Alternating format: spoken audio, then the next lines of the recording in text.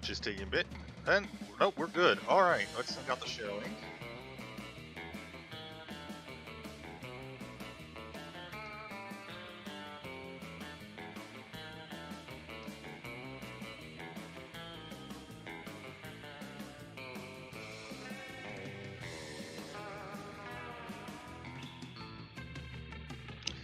Hey guys, Resurfing here. So, Monster Prom has had an update today for the holiday.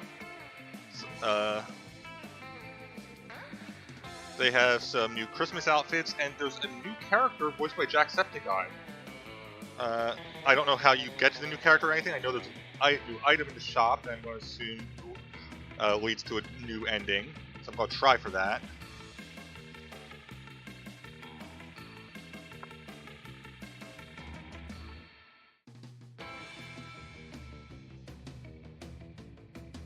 So let's get this started, because it's going to take a while. One player. Full 60-minute game. Spooky high school, the sweetest years of our lives. Back then we were young and unafraid, sometimes reckless, sometimes brilliant, sometimes just stupid, but always willing to live life to the fullest. We're on a wild journey to discover who we really were. You. And because for whatever reason I got recommended Lukagen's America's Next Top Model series, which I am loving, by the way, I am going to name this character Smethany.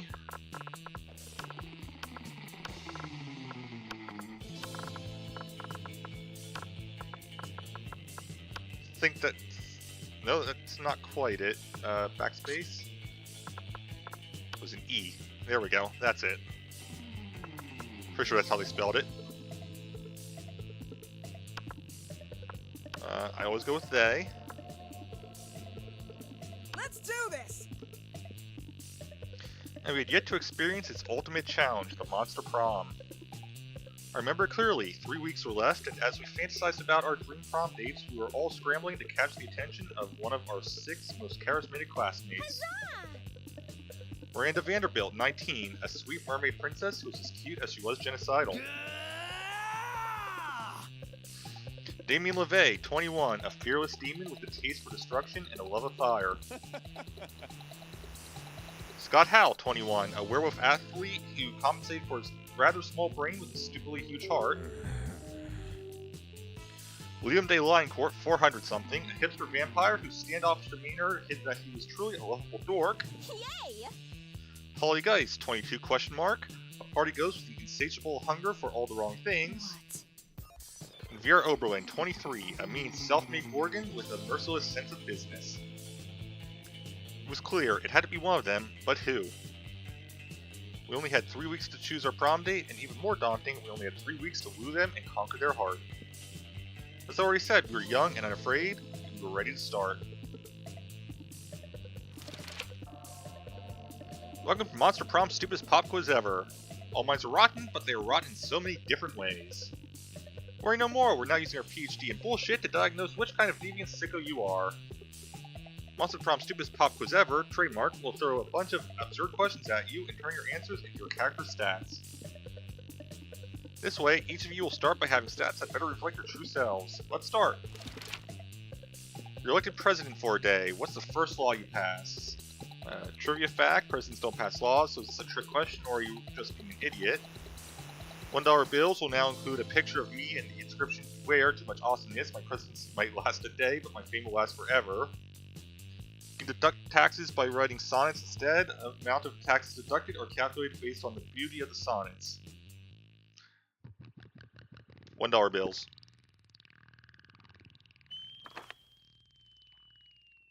If you had to have sex with an animal, which animal would it be?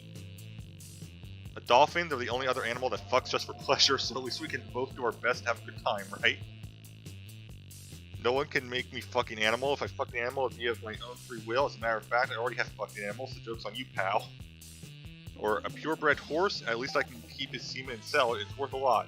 You said there was no silver lining to bestiality.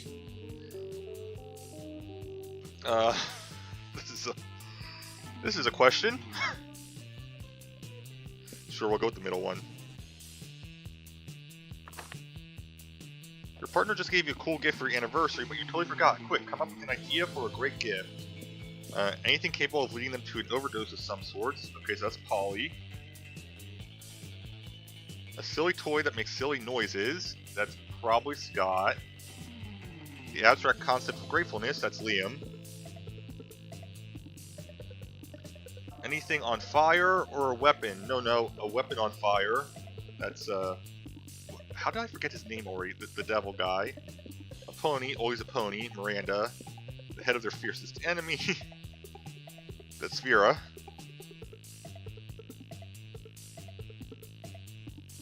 No, haven't gone for him in a while.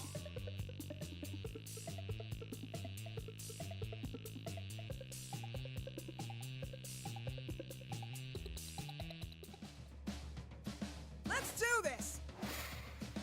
Relatively balanced in stats. Let's start with money. That day you spend some time on the library's PCs, managing your star kicker. You receive lots of people with sensationalist video and impossible promises. Nice!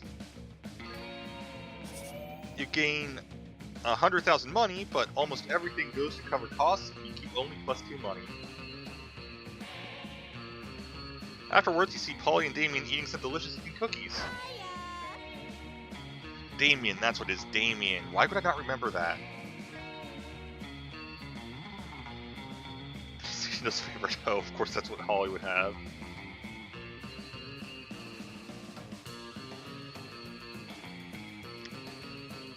Damien doesn't really have much going on in the way of it, does he? Hey, would you like to buy a cookie to benefit the Ages of Chaos? I'm trying to get my destructive capitalism badge. All proceeds go directly to the uprising of Chaos over Order. It's tax deductible. As I was saying fire to a nursing home the other day, I heard her voice echo so loud in my head my teeth rattled. It told me of an ancient order, and as it was described to me in 1,000 voices, blood trickled from my ears. Fucking metal. I was about to say, then the voices gave me a badge for harassment of the elderly. And I earned my first badge for being unable and unwilling to stop partying. My goal is to get enough badges to make a bikini out of and then wear it and nothing else everywhere forever. My goal is to get enough badges that Polly makes a bikini out of and wears it and nothing else everywhere forever. It's party time. I wonder what badge we should go for next, and what hijinks we can get into to earn it. Let's see, you know what's crazy and chaotic? Being single and partying forever, destroying the institution of marriage. Or chaos is always better with some sensible agony, replace all the water in school with swarms of mosquitoes. Well, I'm going for Damien. The first one's definitely for Polly. So, chaos is always better with some sensible agony. Don't have the creativity. I mean, nothing is quite as chaotic or as miserable as being covered head to toe in bug bites. I particularly love it because I have ghost skin, so there's no way I can accidentally be caught in the middle of this. Yeah, if any of those little motherfuckers try to come near me, I'll just torch them. Miserable mini-type badge, here we come! Go team! 3 of you immediately set to work, drilling all of the school's pipes of water and funneling in swarms of live mosquitoes instead. Yay! Students trying to take a drink of water suddenly find themselves with a mouthful of winged parasites stealing the blood from their tongue and gums. Students sit down the toilet only to have their genitals accosted by thirsty pointy proboscis. Oh, what did I pick? Students go to wash their hands and are then unable to use them the rest of the day because how swollen they are from dozens and dozens of itchy, awful bites. Just when it seems like everything's on its way to practically perfect chaos, Damien runs over looking panicked. If Damien's panicked, no shit is about to go down. Oh man, you guys, I'm in so much fucking trouble right now. My dads are pissed. Apparently mosquitoes are a really integral part of the torture in hell, and I was not supposed to borrow large swarms of them without asking. That makes sense. Oh shit, I hope you don't get grounded and miss the next Ages of Chaos camping trip. What are you gonna do now? Probably misdirect my anger, frustration, and rage to the nearest target. Oh boy, that's me. Oh, that's your cue to bounce. You use 2 smarts and 1 boldness.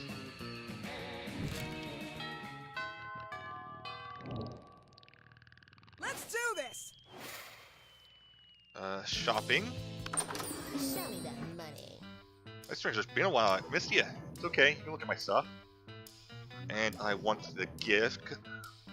See, I'm wise enough to know when a gift needs given. Yeah. Catch you later. Purchase the gift that keeps on giving. I have no idea what this is going to do. Believe it or not, this is a very religious thing.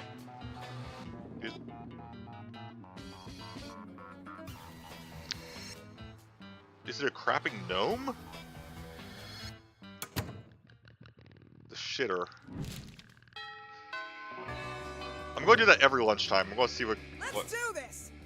comes out of there, because I'm sure there's got to be something. Well, I have under there as an inventory item. Let's see. Smarts, boldness, creativity.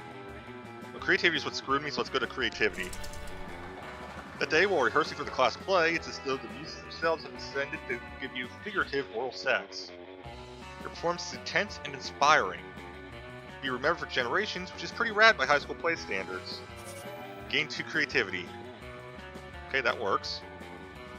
Notice Scott and Damien waving their phones in each other's faces and decide to take a look. As you get closer, you realize that they're discussing Pokemon's Go, the mobile game based on the hit television show Pocket Humans. Fucking metal. Bet your ass I do, and check it out. His fiscal responsibility status is 11. He's a fucking beast at doing his taxes. I heard he's lactose intolerant, though? Yeah. I feed him nothing but cheese pizza to fuck with him. He hates it. That's not very nice. I'm super nice to my Leslie Dunbar. Fuck you. You've got Leslie Dunbar, the queen of insurance liability management? Yeah, I had to trade 2 Mindy Babcocks and a Jared Fogle to get her. It was so worth it. That's not that you've got Pokemon so rare it'll send them both to shock. You whip out your phone and show them your Winslow Jibbs, fiscal responsibility, 14 armor class, 20 loving owner of a speedboat and several dogs. Or Scabs Rent-A-Car, sex murderer. Well, I'm going for Damien still, so Scabs Rent-A-Car. Now this is what I'm talking about. I didn't even know they made Pokemons like this. What type is this? Criminal type? Why the fuck did nobody tell me this was in the game? Oh, Damien, calm down. You're shaking your phone. It's upsetting Walter Jacobs. Fuck Walter Jacobs. I'm making myself Scabs Rent-A-Car, and he's gonna murder all my other Pokemons. Yo, I'd offer to trade you my whole roster for that, and you son of a bitch, but all my Pokemons are obviously lame as hell. And hell is pretty lame. Why do you think I'm up here all the time? That does explain a bit. Tell you what, I'll beat up the loser of your choice, free of charge, if you hook me up with that mighty bastard. Why not? You never know when a free beatdown might come in handy.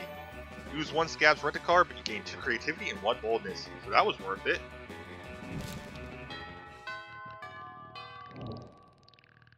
Let's do this. Let's see here. Should probably get the smarts up. But then you listen to your elders and learn valuable lessons.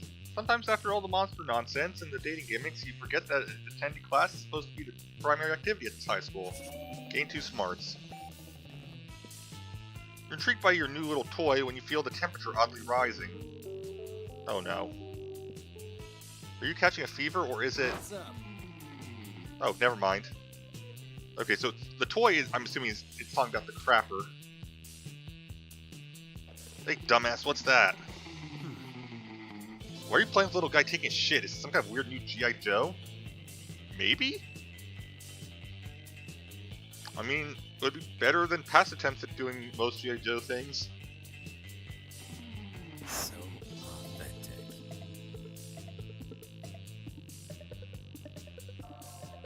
authentic. Classic mistake. No, Damien, this is called a Cajanaire. You wouldn't know, of course. It means shitter. It's a religious thing from the Spanish region of Catalonia. Hmm? Wait, rewind. How is this poopy boy a religious thing? Well, you know about the nativity scene, right? Catholic people reenacting Jesus' birth and all during Christmas. Oh god, I think I know where this is going.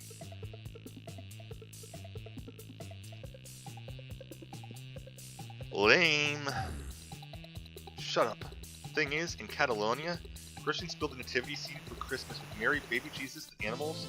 And of course, this random guy taking a shit nearby behind a bush or something. It's some kind of prank or something? I'm with Damien on this. Oh no, it's a very serious thing among Catalonians. If you want to make the nativity scene, you better include the Cajuner. It's a culturally respectful thing to do. Whoa, that's crazy. Huh, respectful to whom? God damn it, this is priceless. Cajuner, love it. The ultimate action figure. I mean, it fucking beats lameness out of Christianity and everything. One could say that, I guess. But why did these Catalan people decide to put a guy taking a shit next to the birth of Jesus Christ? Good question. Nobody knows. It's a tradition that has been there for centuries, but no one knows its origins. Catalan people just go for it because it has been done like that since forever. Nobody knows why they put the shitter next to Jesus, yet they've done it for centuries? I must know! I'm with Damien. I really need to know now. Gah! The intrigue is killing me. Gah! Wow, it really looks as if it was about to kill him by giving him a seizure. Maybe you can help solve the mystery? Catch a real shitter and interrogate them about it. Get into the mind of the shitter by reenacting the scene. I'm sure that's what that would be the one for Liam. We're not doing that, period. So catch a real shitter and interrogate them about it. So you go to the bathroom to catch an unsuspecting person taking shit. From the first stall, and lucky you, there's someone pooping. So less lucky is that someone turns out to be something, and that something is a wild ostrich. Why, is there a wild ostrich in the bathroom? Start wondering why there was a wild ostrich in your school's bathrooms, or why it's taking shit in such a civilized way, but there's no time for wondering as you have a shitter to catch, even if the shitter is an ostrich. Fortunately, the ostrich is very agile and dodges her tackle. It starts making loud ostrich noises and running frantically away. As there's no consensus on the actual onomatopoeia for the noises an ostrich makes, we will settle for balamp, balamp. Start chasing the ostrich, but it's too fast. The whole scene is not very gracious. It's basically you, all sweaty, chasing a still pooping wild ostrich and screaming, balamp, balamp. Meanwhile, not so far from there. Loser. What the hell is Smethany doing? What a tryhard. No idea looking at them chasing that poor ostrich. What could we have possibly said for Smethany to put them in such an absurd situation? I can't remember. My memory is collapsed by the image of Smethany chasing a pooping ostrich. It's just too much. Yes, same here. I think we can safely assume that they're probably doing it for the sake of some very weird, unappealing fetish. I'm out. Yeah, it sounds just like Smethany. Always weird, always unappealing. Wanna grab some drinks? Sure thing. Oof, you knew a wild ostrich would ruin your life one day. It was written in the stars. You used 2 charm and 1 smarts. I just gained those smarts. Let's do this.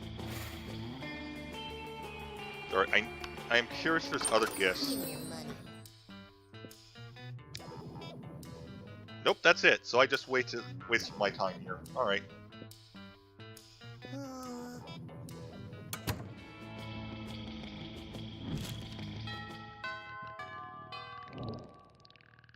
Let's do this.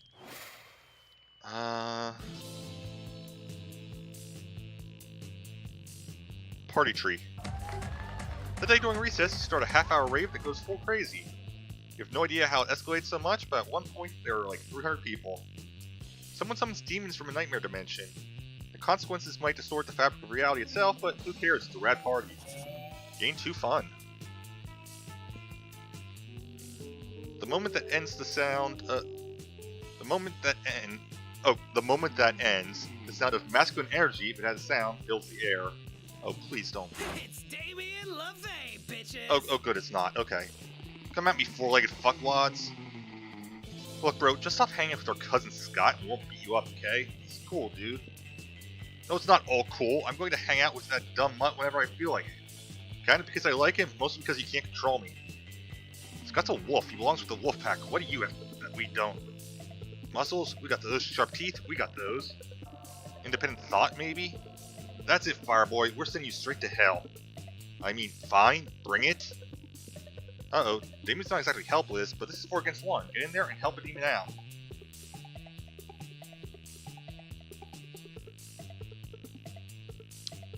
Both of these seem really stupid. The first one's stupider, so rap battle!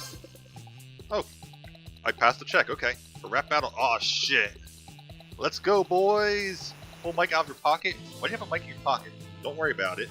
Lay down a dope beat. I don't know, maybe I'm a Gretzko? You're your face off, and then you start letting the sick burns fly. You ain't shit, just a bunch of mediocre mangy mutts, taking water bomb hits and sniffing each other's butts.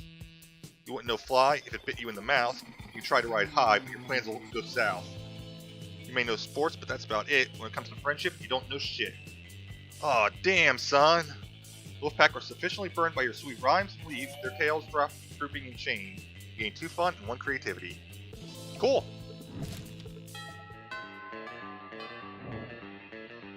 Let's do this. Let's see.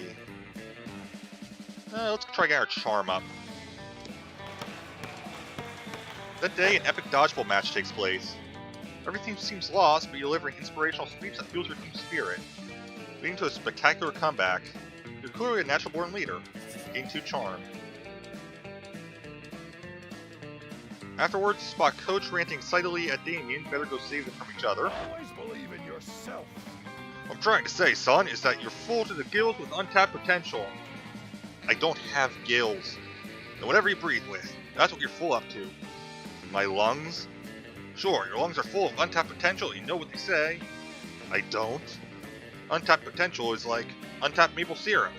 It just sits in your lungs where it can't go on anyone's pancakes. What does this have to do with me creating a super special custom workout? Your potential, Damien, we gotta tap it. If you can design a workout that strengthens your specific skills, then this will still be a really dumb conversation, but it's also an opportunity for you to bond with Damien, so you suggest... See, obstacle course through a burning building, it'll make you a better arsonist. An ambitious regimen of powerlifting will make you a better hairdresser. Okay, arsonist. It's Damien. Well, I don't know what arson is. Good, good. An obstacle course through a burning building is the best idea I've heard all school year. It is? Of course, silly. I'm always saying feel the burn and burn those calories. But how can I expect anyone to understand my metaphors if they aren't also dealing with real fire? Alright everybody, enough dodgeball. Time to set the gym on fire and run through it. Soon everyone is running through the smoldering hellstorm that is the gym on fire, hating you and Damien for causing this. To make matters worse, now everyone is as good at arson as Damien is. Great job, Pyro Brainiac. Now my list for destruction isn't even edgy anymore. You die in a fire. No, God, think of something else. Damien thinks of several other things, but they are all punching you. You was too charmed for one fun. Still the better option. Let's do this. So did I already lose out on the crapper?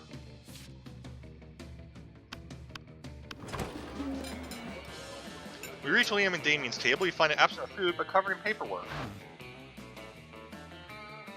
Do we really need all these special forms? Can't we just write death threats on regular paper? For the last time, Damien, substantive change within an administrative system requires mystery and mechanisms of bureaucracy. What if we wrote the death threats on really fancy paper? Liam turns to address you. As you can see, my mastery of realpolitik has caused me to embrace an unlikely ally in my quest for reform. I have no idea what he's saying, I just want the cafeteria food to stop being so fucking boring. You see, our interests are aligned. I too desire a menu less pedestrian. Sure, either way, we're stuck on the last bit. We know we want the menu to change, but we don't know what to change it to.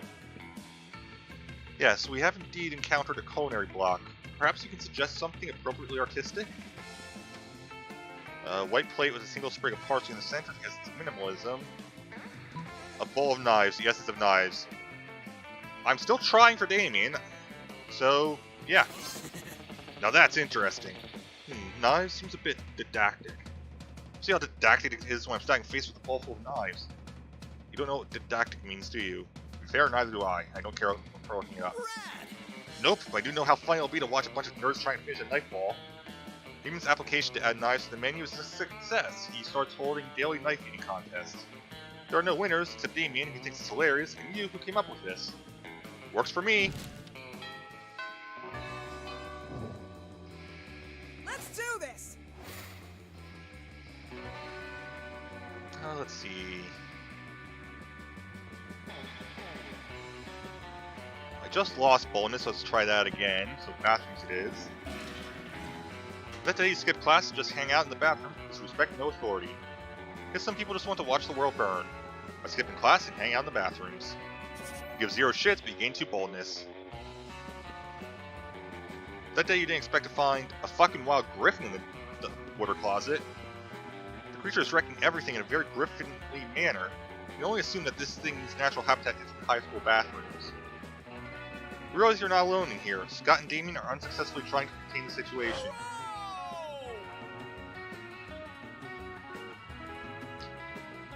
Scott was rolling in the snow.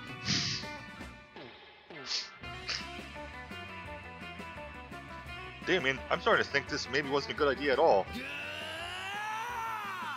Damn, this thing is crazy. How's this happening again? Our plan was perfect this time. Next time we should try with the brie cheese instead of the Gouda. I think that's what drove the Griffin crazy. Let me make a note. B-R-I... Damien, is it brie cheese or brie cheese? Not now. We need to do something about this Griffin or we're going to get fucking expelled. Hey you, come help us. We gotta calm this thing down. Comes a time in everyone's life when they need to deal with a wild Griffin. That time for you is now. Hold on.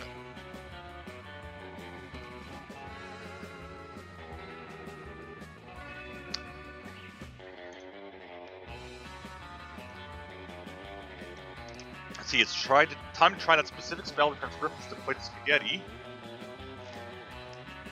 You knew it was going to be useful one day, or you need to make that Griffin respect you, and the only way is by challenging it to a radical hip-hop battle.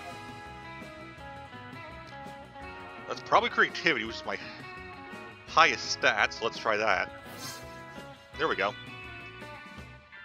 He spits some mean rhymes over sick beats. The Griffin looks at you and it's super effective. Engage in the most epic hip-hop battle ever, which is kind of weird since the Griffin is only capable of making loud Griffin noises. Still, songs will be written about this day. Look, Damien, it worked out. Just like we planned. Someone challenged the Griffin to a rap battle, tapping his powerful women's pop abilities. Awesome, we're geniuses, Scott. Now you can be its managers and become rich. Always knew this ridiculous plan was foolproof. Yay, a music legend has been born and the word closet has been totally destroyed. It's a bright day for you. Gain 1 creativity. Also, Damien and Scott give you 2 money as a way of thanking you for making them rich.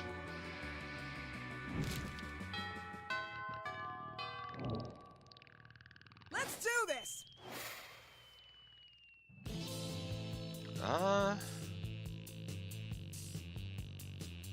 Let's try Charm again. Epic dodgeball match. At one point you're about to be eliminated by a player from the other team, but suddenly you convince him not to throw the ball at you with a heartfelt speech about the importance of everyone's lives. The player bursts into tears and take advantage of that moment of weakness, throwing a ball at him. Lose 5 Mercy, as that might be useful in Monster Prom sequel, but isn't now. You gain 2 Charm. I really do hope they make a sequel. This game was so close. The other team demands a rematch. This one goes way worse. Your team is down to just you and Damien. The other team has all the balls except for the one you're holding. We're boned. Time to just cover our nuts and let them get it over with. I mean, I'm only in this game so I can accidentally hit people in the face. I'm not, like, skilled. It's not like you have some sort of super secret ultimate dodgeball trick hidden up your ass, right? Actually, you do. You take a deep breath and bust out your ultimate technique. The 5-point ball exploding heart technique or gun.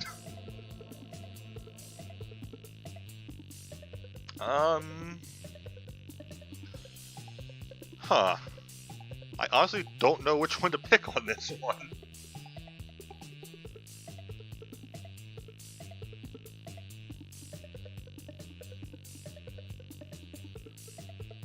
First one's probably a creativity check. I don't know that for sure. And this is a Damien one either way, so... I'm gonna try Exploding Heart Technique. Creativity check, okay. Pressing the eye can follow, you bounce the ball 1, 2, 3, 4, 5 times off the opposing team's captain's chest. Ball strikes at precisely calibrated locations taught to you in the mountains of Tibet by your dodgeball sensei. Is that a Batman reference? The team captain drops both her balls, her mouth moves as if she is trying to speak, then her heart explodes out of her chest. The other team stares at you in awe as their captain collapses into a bloody heap on the court. Then they throw all the rest of their balls at you and Damien, eliminating you both. Whoa, that was kind of an overreaction. It's my favorite kind of reaction. That was sick as shit. I don't even care that we lost. Can you teach me how to do that? Tell Damien you think you can arrange a private lesson. You gain a reputation as a skilled assassin and also 2 boldness and 1 smarts. So that worked out.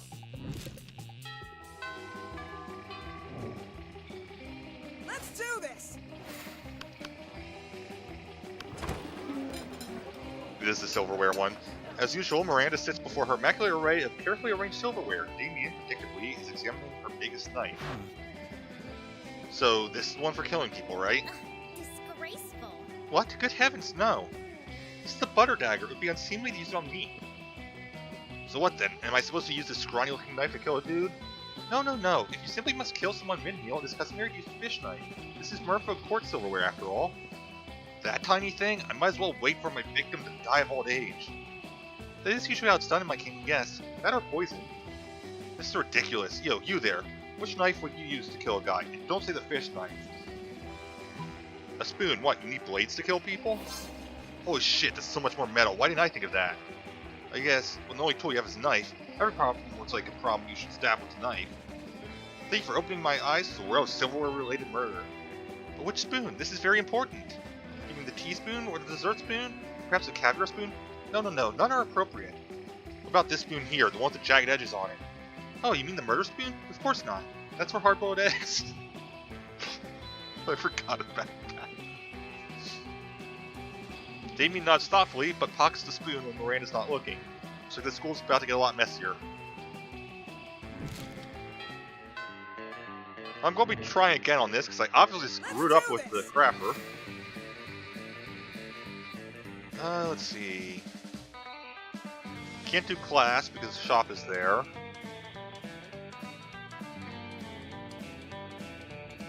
The other one's my lowest is charm, so back to the gym.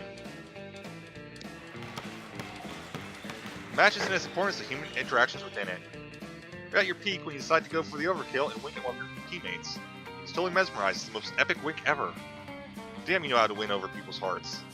Gain 2 charm. You see Damien being the piss out of a goblin like he always does when he's depressed. You go over and ask him what's up. This whole heir to the throne of hell thing, it's really bummed me out. I hate being a prince of hell. I'm going to hate being a king of hell even more. I mean, how am I supposed to rebel against authority when I am the authority? Ugh. Even beating the piss out of this goblin is cheering me up. Damien continues to be the piss out of the goblin, but his heart clearly isn't in it. Aww. I mean, is there anything rad I can do as a king of hell? Literally anything? Let's see, you're thinking about the ultimate way to fight authority, total war. Or kings have harems, and I definitely join yours.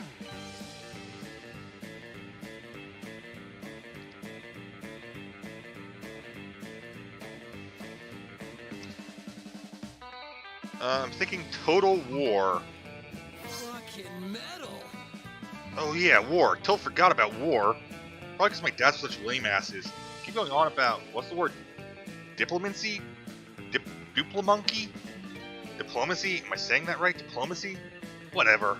I'll have it taken out of the dictionary when I'm king. Suck on that, Webster. Damien's so excited he even stopped strangling that goblin. And sends you a massage coupon as a thank you. You gain 2 smarts and 1 boldness.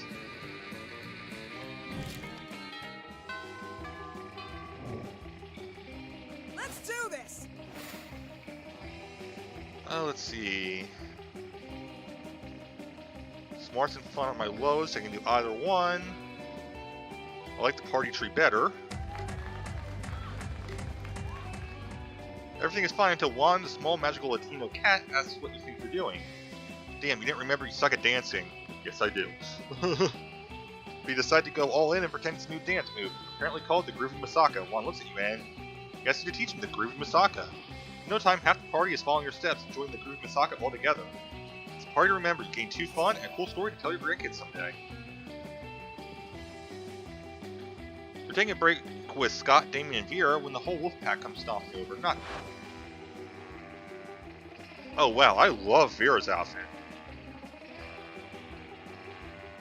Oh great, it's these boneheads again. I wonder what they want. The wolf pack is here. Hey Scott, what's up, dog? And non-dogs? Eat shit, you fucking flea farm. Oh, Damien, calm down. These guys are my cousins. More important, they're my teammates. Oh yeah, well if we're so important, how come we didn't see you at the dog park last full moon? Last full moon? Oh wow, I don't remember. It's the bowling alley with Damien and Vera, and then it was the next morning. I was naked and covered in blood. Oh yeah, that night was rad. We all wake up naked and covered in blood after full moon, Scott. We wake up naked and covered in blood together. You know why? Because we're werewolves. The question is, are you? Just because these creeps always harassing Scott, we need to get rid of them, but how? See, pretend to throw a ball really far, but actually just hide it behind your back, Fiend's deception, or stack Vera and Damien on his shoulders to make yourself as big as possible. I like the first one, but I'm afraid it's going to end up sending Scott away too. Either way, it's the one I'm picking. Calculate the cleverness of your scheme and pretend for the ball Wolfpack seems unamused. Wow, you think just because we're werewolves we fall for the oldest trick in the book? You obviously just turn that ball invisible. We'll never find it out there. We search forever. Can't believe you pulled such a mean trick on my cousins. It's like saying you're going to give a treat and then not giving a treat. Come on, Scott, story how these nerds feel about werewolves. Scott follows the wolf pack as they leave, casting a sad glance over his shoulder. Vera and Damien's looks aren't sad, but angry. Still not a good thing. He was 2 charm and 1 creativity. Could have been worse. Could have been a lot worse. Let's do this! Find Damien and Vera hunched over a scale model of Spooky National Bank made of milk cartons, lunch trays, and ketchup packets. Alright, we'll go in through the side entrance, disable the alarm and blow the safe. Why don't we just blow up the side entrance, blow up the alarms, and blow up the safe? Because we only have so much C4, Damien. That sounds like a personal problem. What's this thing? Damien points at a kosher dill pickle in front of the wall labeled Police Ogre.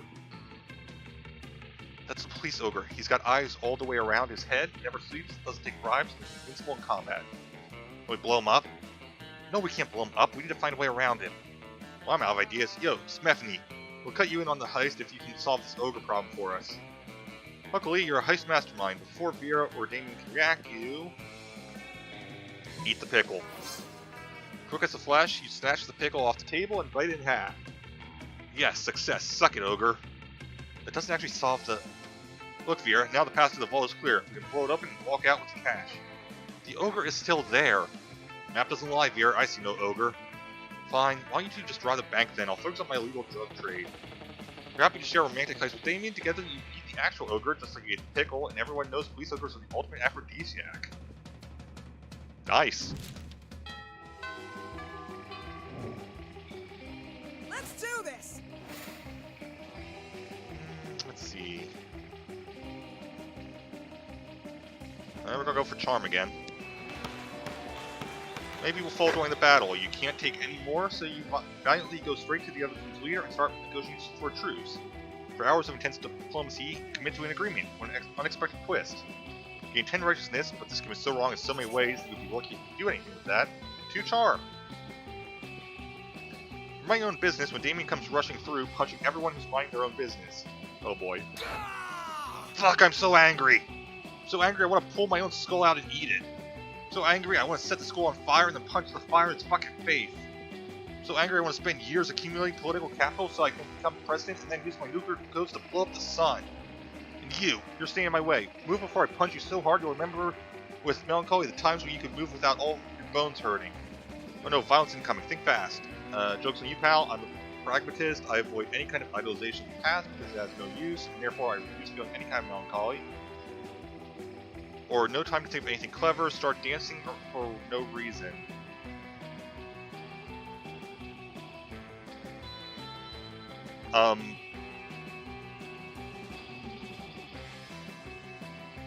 I think I'm screwed either way. I'm hoping the second one's creativity check.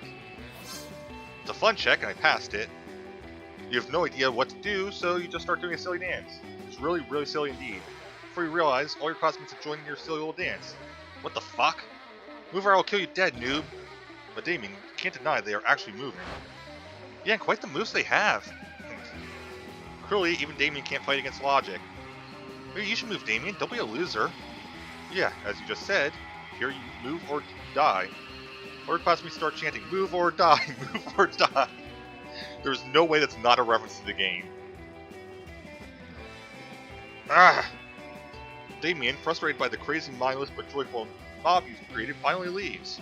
Still, from afar, you can see an eternal fire burning the back of his eyes, but for now you gain 2 boldness and 1 fun. I'm pretty sure there's always an eternal fire burning in the back of his eyes. I think it's just who he is. Let's do this! I'm still going to try to get the smarts up. The day you're his first one in class. You sometimes come early because you enjoy talking to the teacher.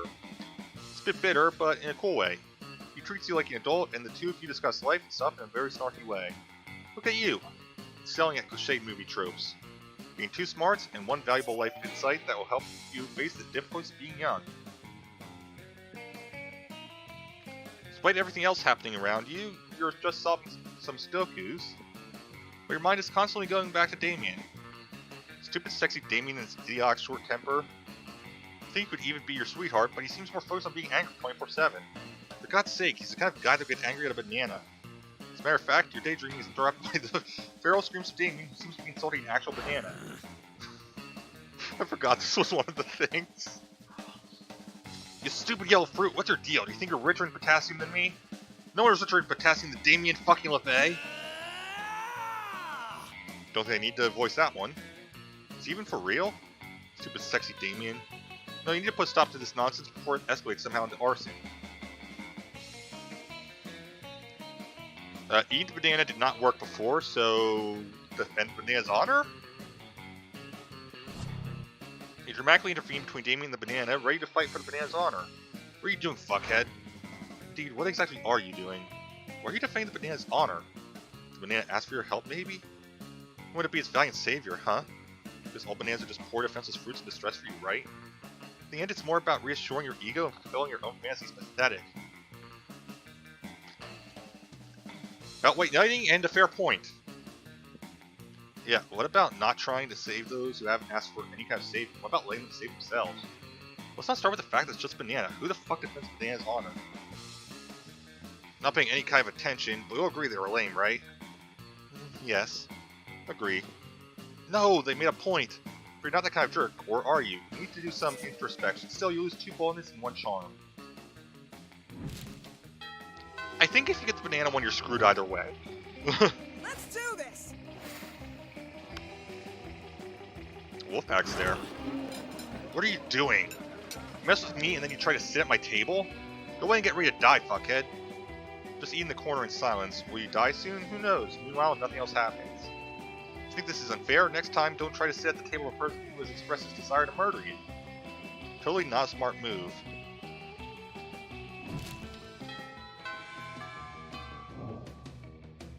Let's do this. I have never seen that. That's completely new to me.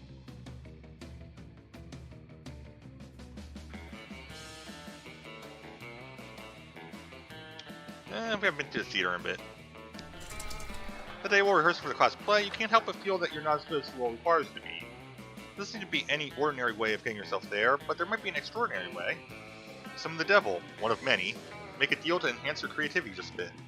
Gain 2 creativity, you also lose 3 years of life as your end of the deal, but who cares? They won't happen in-game anyway. Afterwards, Damien comes up and punches you affectionately in the shoulder. Yeah, so go to hell. Like literally, my house is in hell and I'm inviting you over. Don't read too much into it. Okay. No one problem. In order to get there, you kinda gotta damn your immortal soul. So? Tell about it. What crimes against God and man will you commit so we can hang out?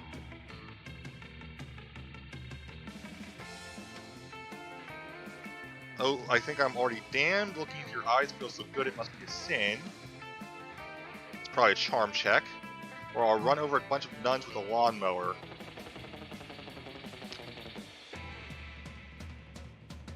Nuns? Oh yeah, the old nuns under a lawnmower prank. Classic. Let me know if you need to borrow my lawnmower. It's got monster truck wheels and a grenade launcher. I want to see this lawnmower. These days you can never be too careful when you're mowing down nuns. You know they're starting to carry nunchucks? This exists solely for that pun, doesn't it? What's the world coming to? With the help of Damien's nun mower, you're able to give a whole convent of nuns, if they are all black belts in nunjutsu. Gain 2 fun and 1 money from the collection plate. So definitely damned. I got invited to his house, so I have a chance with him. I do need more. I do need an actual prom date, so please. What's up? Let's do this. You finally pluck up your courage and ask your beloved to go to the monster prom with you. Prom with you, stupid fuck. I need spice in my life. If you were spice, you'd be, some fucking bland spice. You fucking suck. I know. You were so ashamed by your failure that after prom, you photoshopped Garfield into all your prom pics as if he was your prom date. Yeah, Garfield the orange cartoon cat, not your brightest idea. Anyway, even with your Photoshop skills, you still couldn't Photoshop the sadness of your face away. Sad.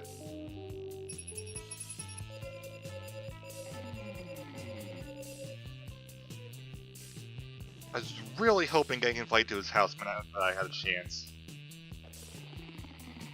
Most likely to make Pluto planet again. Damien's quote, I left like 20 corpses buried under this football field, suckers. Those 3 weeks were maybe the most epic and absurd weeks of our lives. After Monster Prom, we kept on living our lives, falling in love, battling for friendship, and learning who we were and who we could be. You know what? As it always does, life happened, and it was wonderful. MC Griffin became a worldwide sensation. Recently, Damien said in an interview, if you can sneak a Griffin into a bathroom, you can do whatever you set your mind to. Miranda used her vast surf knowledge to get a job at handpicking the best surfs for other people. Unsurprisingly, she ended up leaving her surfs to do the work. Vera realized she was a character in a video game, which infuriated her. She spent her life making connections and building power because she's not part of the game, she plays the game. So be careful, maybe now she's the one pulling your strings.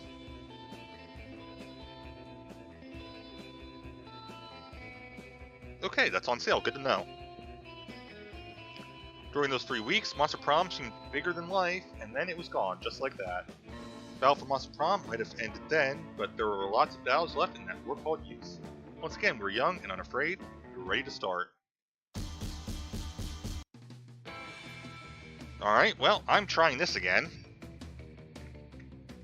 I wonder if the gift is the same every time or if it changes, because I could see them doing either or.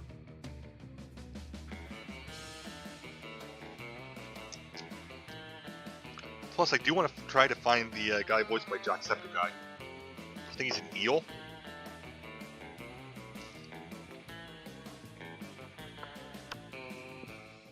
Alright, 1 player. Full game again. Because that gives me the best chance. We're gonna be you this time.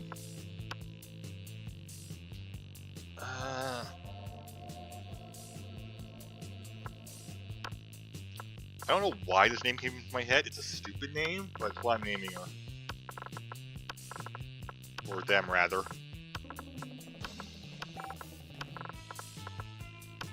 Mackenzie. They. Yay! And we don't need to see this again.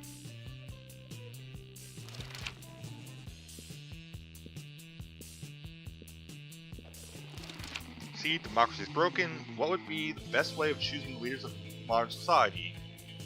Put all the candidates in an empty room with a wild grizzly bear. Whoever kills the bear should be our president. If everyone dies, it's obvious the bear should be our president. Whoever can play the most heartbreaking violin solo wins. Create a reality show called America's Next Top President, where the candidates compete in all kinds of physical and mental challenges, voter turnout would increase, and we would turn a profit on it. Don't really need money. Bear. You're elected president for a day. What's the first law you pass?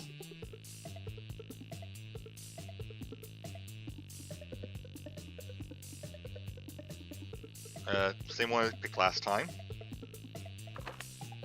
By a genie in a bottle, you can ask for whatever you want. What do you ask for? Infinite confetti. Is friendship. I'll ask for anything. I drink the genie from the bottle. I can grant my own wishes.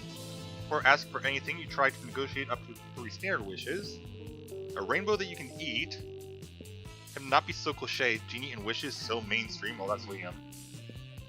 A rainbow that you can eat. Miranda. Okay. Let's go.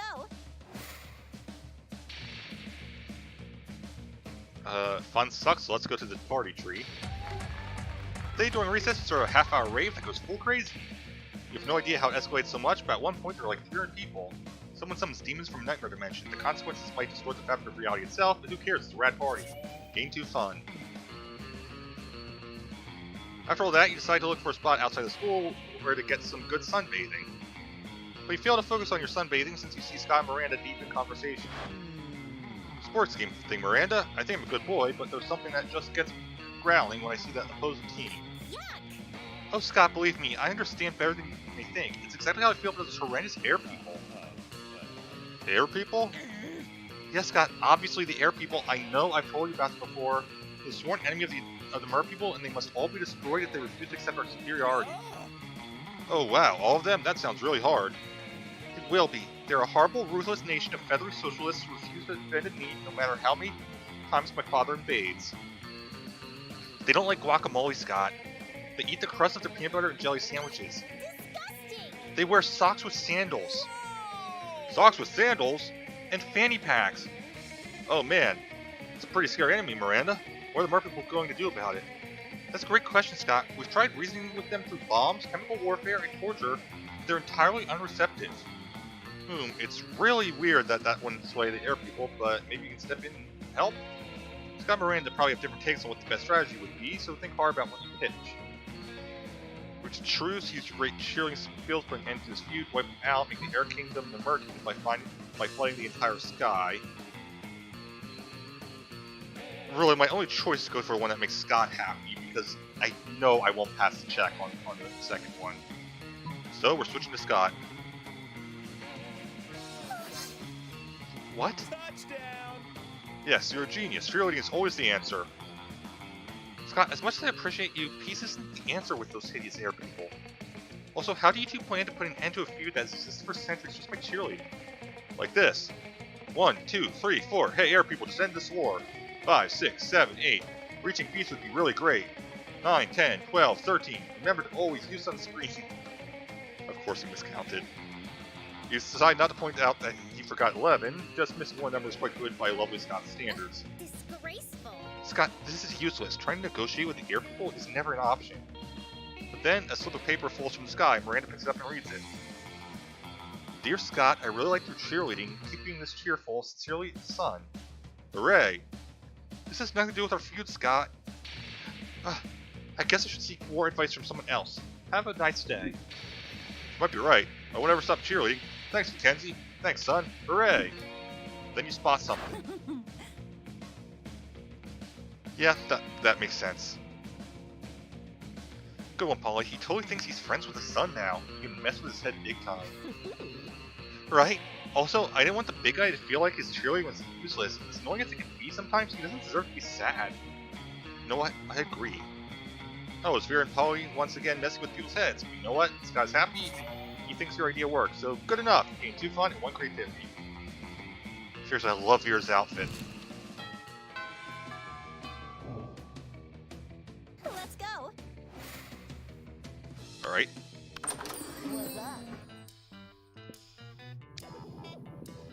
Gift that keeps on giving is still the shitter. No, it changes. Holy shit, that gave me a ton of boldness. Santa's little helper. Stories tell that long ago Santa used to give naughty boys lead instead of coal. Oh, I'm going to have so much fun with this update. Let's go!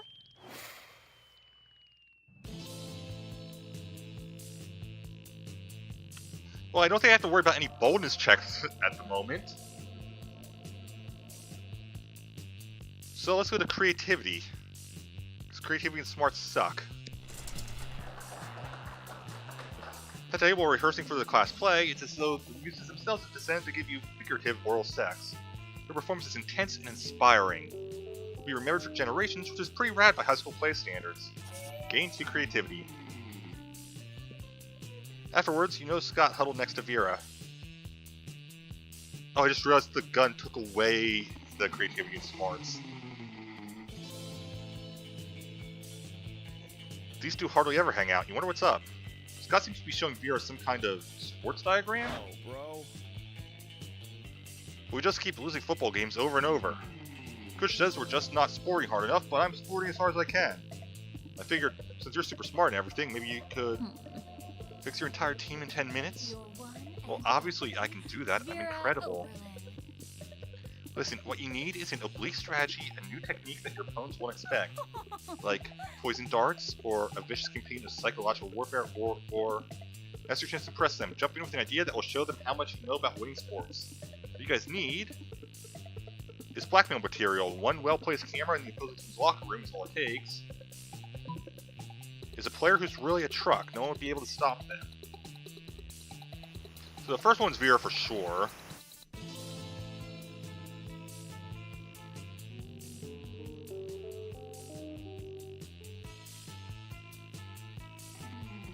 I'm pretty sure no matter what, I'm failing the check, unless I get really, really lucky.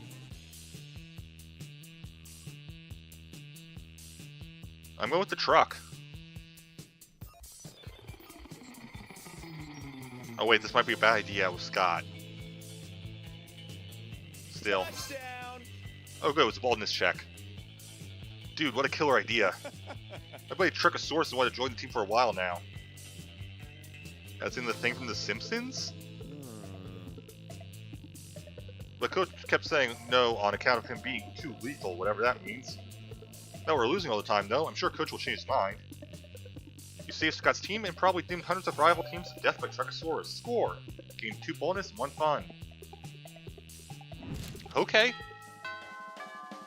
If I can figure out which ones are the boldness checks, Let's go. of course that still means it would be Scott that I get the prom date for, and I already have Scott's prom date.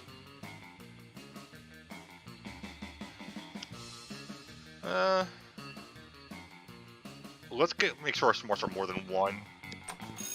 The day you listen to your elders will learn valuable lessons. Sometimes after all the monster nonsense and dating gimmicks, you forget that attending class is supposed to be the primary activity at this high school. Gain 2 smarts.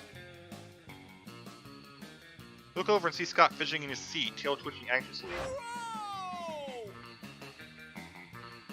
The grades aren't looking nearly as good as my biceps, bro. Test scores are not as high as my jump shots. My smarts seems to have run out of similes, but in a moment he's already forgotten. I just don't want to do bad in class and get kicked off sports team. Guess I could just study and work hard and do my homework. Or I could just make the teacher like me and give me good grades by showing her what a good boy I am. Let's see, disrupt the class with a stunning display of athletics, flaunting everything you're good at. Love disruption. Bring the teacher to lots of small animal carcasses and pile them at her feet.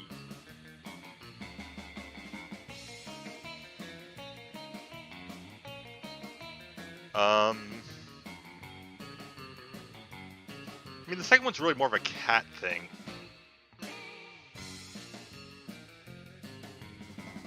Either way, I don't think I have to check for either of these.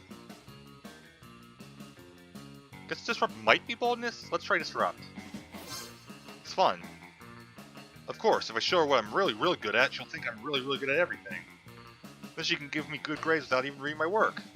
It'll be just like when I'm a real sports star. If I'm good at ball games, I can do anything that I want. He's not wrong, unfortunately. When Mrs. Panthera walks in, Scott's prepared. Pulls out a football, a soccer ball, a volleyball, a tennis ball, and a ping pong ball.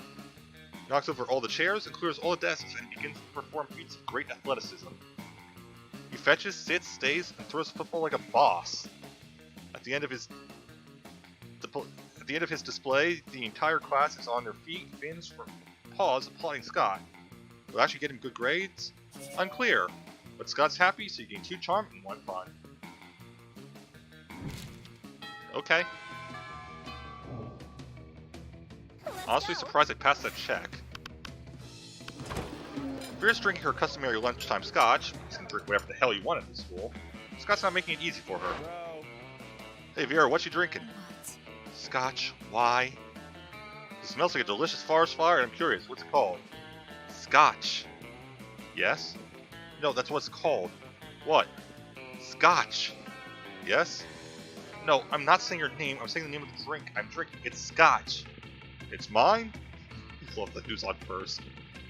No, it's mine. Then why is it called Scott's? It's just what it's called. Oh, is it like an energy drink for Scots? I mean, it's like an energy drink for Scottish people. Not exactly wrong.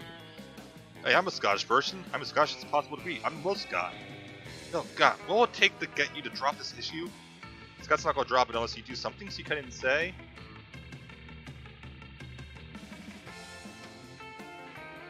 Again, I'm not going for Vera at the moment. So, you're right, Scott. A drink is your birthright. Chug, chug, chug, chug. You have to tell me 5 times. Bottoms up. No, what are you doing? Stop. Okay, I just drank the whole bottle anyway. What a twit, that scotch is brewed for King Tutankhamun himself. I'd have an adventuring archaeologist trade and murder for that bottle. What? Sorry? Say it again? I was blackout drunk from all your scotch I drank. You're impossible. I'm impossible. Hooray! Drax got away to escape Hero's wrath. He spends the afternoon doing all your math homework for you. Turns out Scott's way smarter when he's blacked out. It wouldn't take much. Still want to know if this gun's going to come up for anything?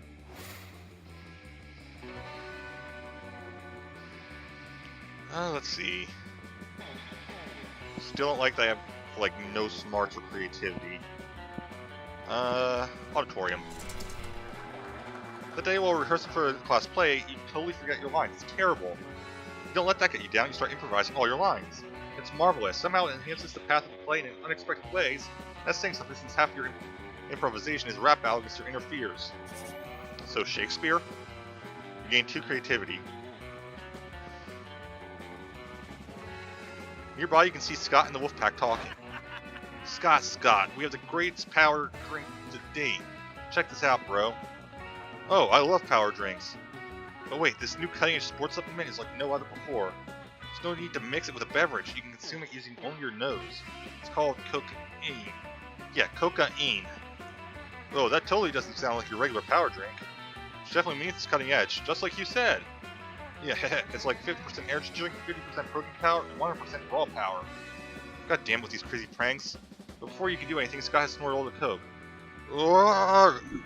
And he's got full wolf mode. Now he's basically unleashed and is destroying everything he sees. You need to do something to calm him down, but what? Using your vast knowledge of aromatherapy, give him some lavender-scented cocaine to neutralize the regular cocaine and relax him a bit. Give him a flashy fidget spinner. This is Scott. I'm giving him the fidget spinner. Starts spinning a very flashy fidget spinner in front of Wolf Scott.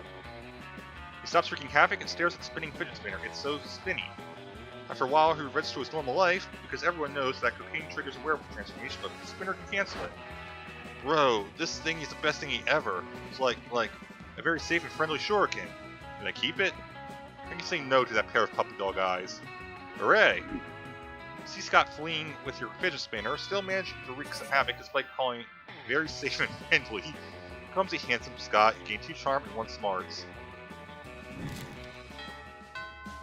I'm not going to get to use this gun, am I? Let's go.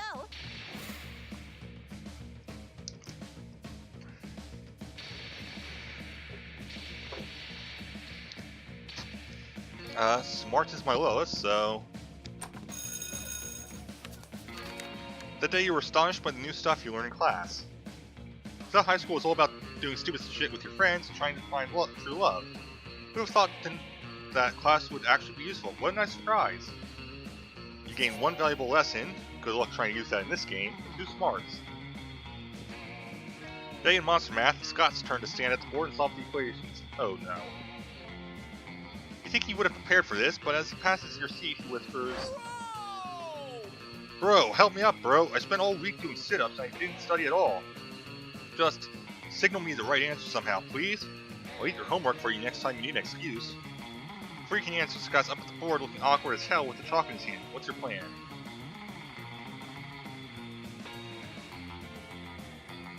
Signal Scott using semaphore, or write the correct answer somewhere no one will suspect your butt. Well, Scott's not going to know semaphore. He might sniff my butt. You've been waiting all day for an opportunity to show your ass to the world. Hastily scribble some equations on your butt, climb up on your desk, and drop trowel. Everyone is so fascinated by your bodacious, glistening ass that they totally miss the equation that's written on it.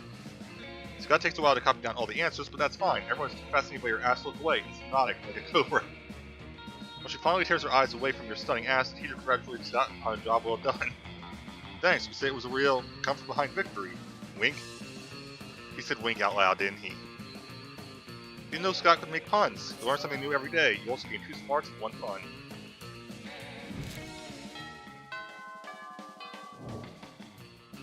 Let's go. Bunch of holiday stuff updating today. As you approach this table, you see Vera delicately lifting a forkful of quinoa to her mouth. She brings lunch from home when... Food, fork, 6, 8. Who do we deliciate? Eating, yay, eating. Ugh, Scott, what on earth are you doing? I'm cheerleading you to help you be the best eater in the whole school. What caused this obsession with cheerleading me through mundane activities that require no cheerleading? Everything requires cheerleading, silly. That's why we have cheerleaders for our cheerleaders. I can see my cheerleading's not working. You haven't eaten anything yet. That's because you keep startling me with your damn cheerleading. I can't eat when I'm startled. No, that can't be it. I must not be cheerleading hard enough. Hey friend, maybe you can help me. You shouldn't be cheering for Vera to eat the food. You should be cheering for the food to get eaten by Vera. In the walk-in freezer, that's for Vera. Or the problem is obviously that we aren't dressed up as giant salad. Oh yeah, that makes sense. I mean, sports cheerleaders are dressed like giant steaks and drumsticks all the time. Or maybe that's just how they look when I'm really hungry. Whatever, let's dress up. Luckily, the school keeps some giant vegetable costumes in the auditorium for health invitations. So you snag them and start cheering. Beets, aggressive, eat, beets, aggressive. There aren't even any beets in the salad, it's just quinoa that adheres to my enemies. Vera's pissed, but she does eat her salad really fast just to leave her alone. Hooray for cheerleading.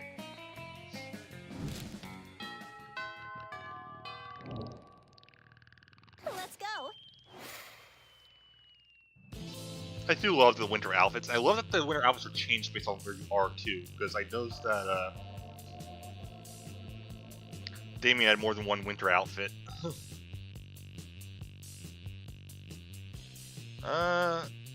Creativity is a shop.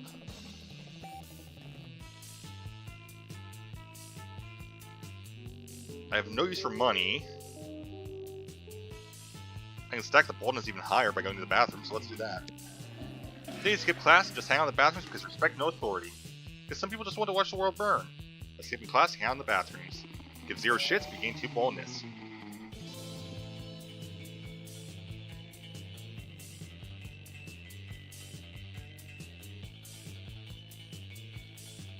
I just noticed the hangman there. I played this enough, you think I've noticed before now, but I just noticed the butts hangman.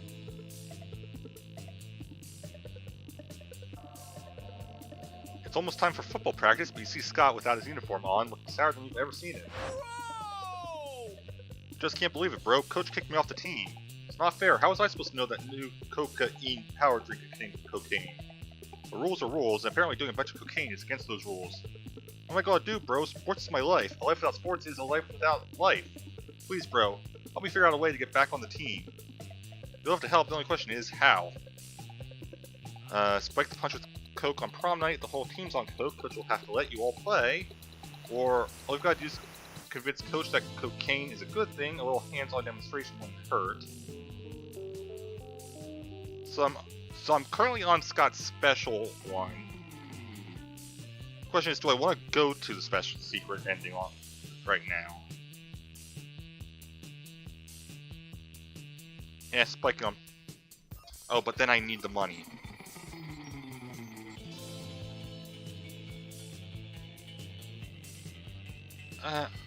I'm still going to do that one. But then everybody will be kicked off the team, even the people who are on the team. As it hurts not to be on the team, I don't want to make anybody else deal with that. Especially people who have never even played sports. Can you imagine being kicked off the team before you even got a chance to play? No, it's just like Coach says. Everyone deserves a chance at sports. From the tiniest baby to the largest, hairiest baby. Sorry, bro, but 2 wrongs don't make it right. They make it wrong. Dang, you're really looking forward to getting the whole school high on coke. Instead, your lack of ethics causes you to lose 2 smarts and 1 fun.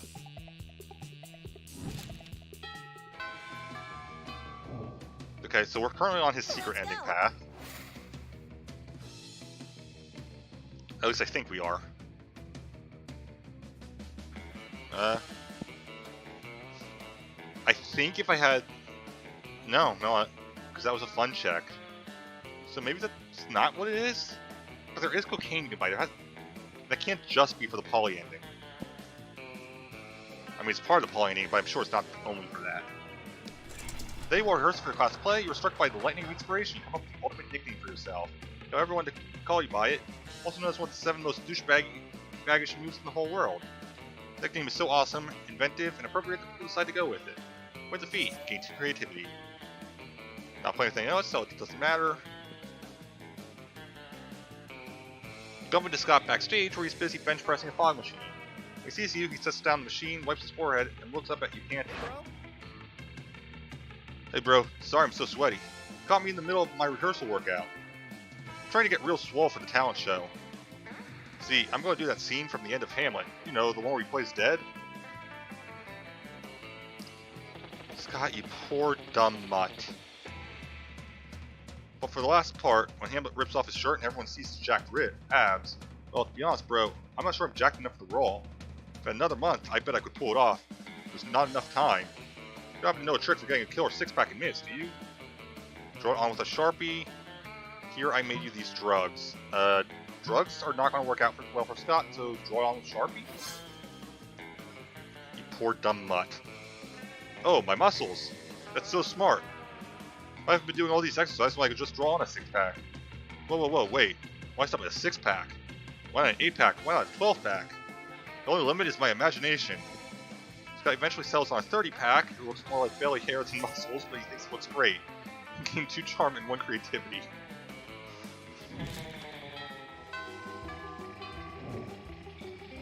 Let's go. If I'm Polly and Scott huddled at your chosen table, if these two are together, it can only mean one thing. The pranksters? Break masters. Yep. I hereby call this meeting of the Prank Masters to order. Prankmaster Hal, present and accounted for. Chairman Geist, all dressed up and ready to prank. Hey, how come you get to be chairman? Oh, which one of us can throw chairs around the room with our ghost powers? I don't have ghost powers, so... Oh, you, I get it, chair. Man, no time to argue, Scott. We got to come up with a forward food prank before the end of lunch. Oh yeah, okay, what if we ate all our food like Good Boy? Is that a prank? No, Scott, for the last time, it's not a prank, and I don't eat. I'm having trouble coming up with another idea. Anybody else? You've been waiting all your life for an opportunity like this. You propose an ultimate food prank. Eat everybody else's food like a good boy. Works for me. Eat other people's food? You can do that? Well, I can't. But I can? If it's on somebody else's plate? If it's in somebody else's tummy? Well, you're a werewolf, so yes. Exactly half of that was right. Which half? Oh, no time to figure it out. Got pranked now while the prank is good. What about me? Food falls right through me. You and Scott are already blazing a trail through the cafeteria, gobbling everything in sight. Scott accidentally eats a few people along with their food, but he politely burps them out when they complain. By the time school security kicks you two out, you're both totally stuffed with food and affection for each other. Aww.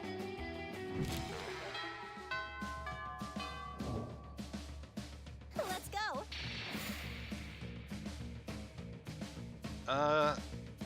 Yeah, let's go with smarts. Today you learn a ton of spells are as cool as they are seemingly useless. Spell to renew stickers' stickiness. Spell to turn chocolate and vanilla ice cream to vanilla and chocolate ice cream. A spell to gain +2 smarts. That one actually is useful. Actually use that last spell and you gain 2 smarts. Later you see Scott, all but skipping down the corridor, cheerily rattling off some sort of list. Hi pal. Oh man, today is the best. I was walking out of class and my tail just started wagging all of a sudden. You know, sometimes your tail starts wagging and you're not even sure why? I started wondering what my tail might be so happy about, and I realized it's probably just because I'm a werewolf. Because being a werewolf is just about the best thing, right? I mean, if I wasn't a werewolf, I wouldn't even have a tail to wag. Then I started thinking even more, and I realized where everything would be pretty good. We're dolphins, we're pigs, we're weasels, we're tanks. I wonder what the absolute best were creature would be. We're vending machines, we're water fountain, we're door, we're window, we're knob, we're floor. Okay, now he's just naming things you can see, you'd better jump in.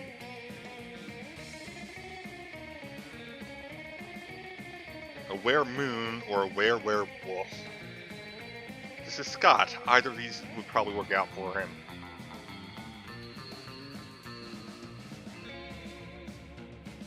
I'm gonna say were-moon.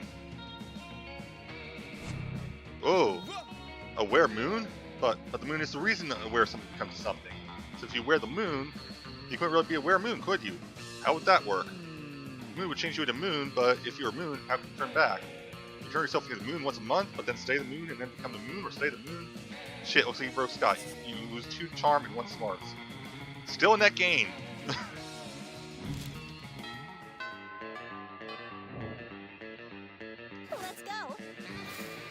I might as well try getting those smarts back. Today, your teacher delivers an amazing and creative performance that blows all your minds and ends up being a sensation on YouTube. The teacher gains 10 coolness, but who cares? He's not trying to romance her classmates. Or is he? We hope not. Oh, you also gained 2 smarts. Hooray. The teacher hasn't arrived yet, so everybody's chatting among themselves. Clay and Scott are sitting next to you, and you can't help overhearing the conversation. Alright, I hereby call this meeting of the Prankmasters to order. Prankmaster Dog? Here.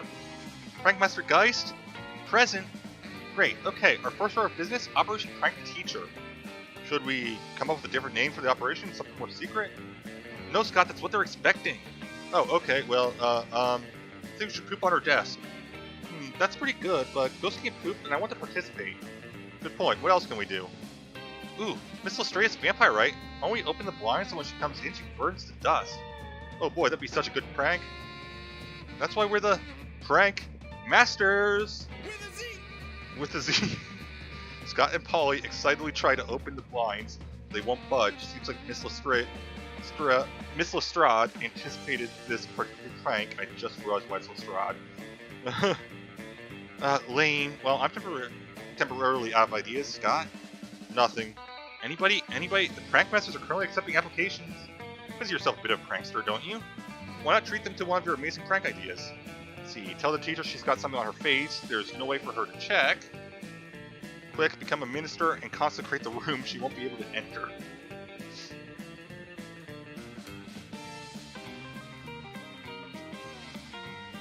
Okay, I'm kind of curious.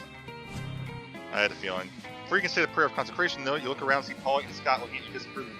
Hey, bro. You realize like 2/3 of the student body are unholy creatures, right? Including me and Scott? Debatable on you two? Oh man, are you trying to prank the Prankmasters? Oh hell no. Are you thinking what I'm thinking, Scott? Counter prank? Counter prank? Oh boy. The counter prank turns out to just be Scott being the hell out of you while Polly possesses you so you can't fight back. It's not much of a prank at all, but you're not exactly in a position to argue. You lose 2 smarts and 1 charm.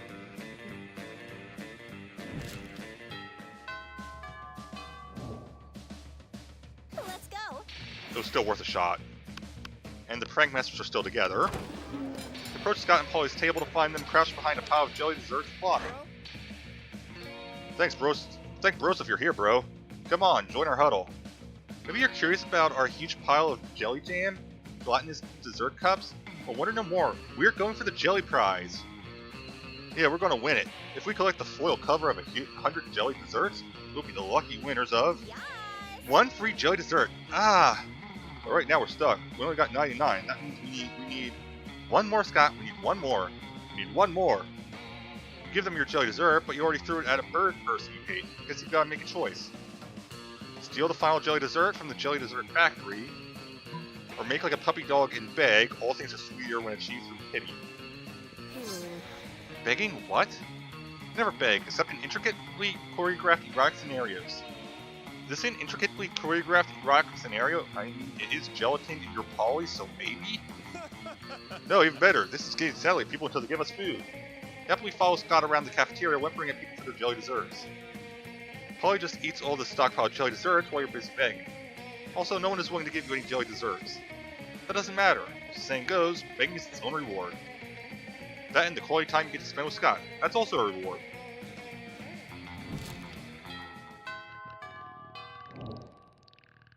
Let's go.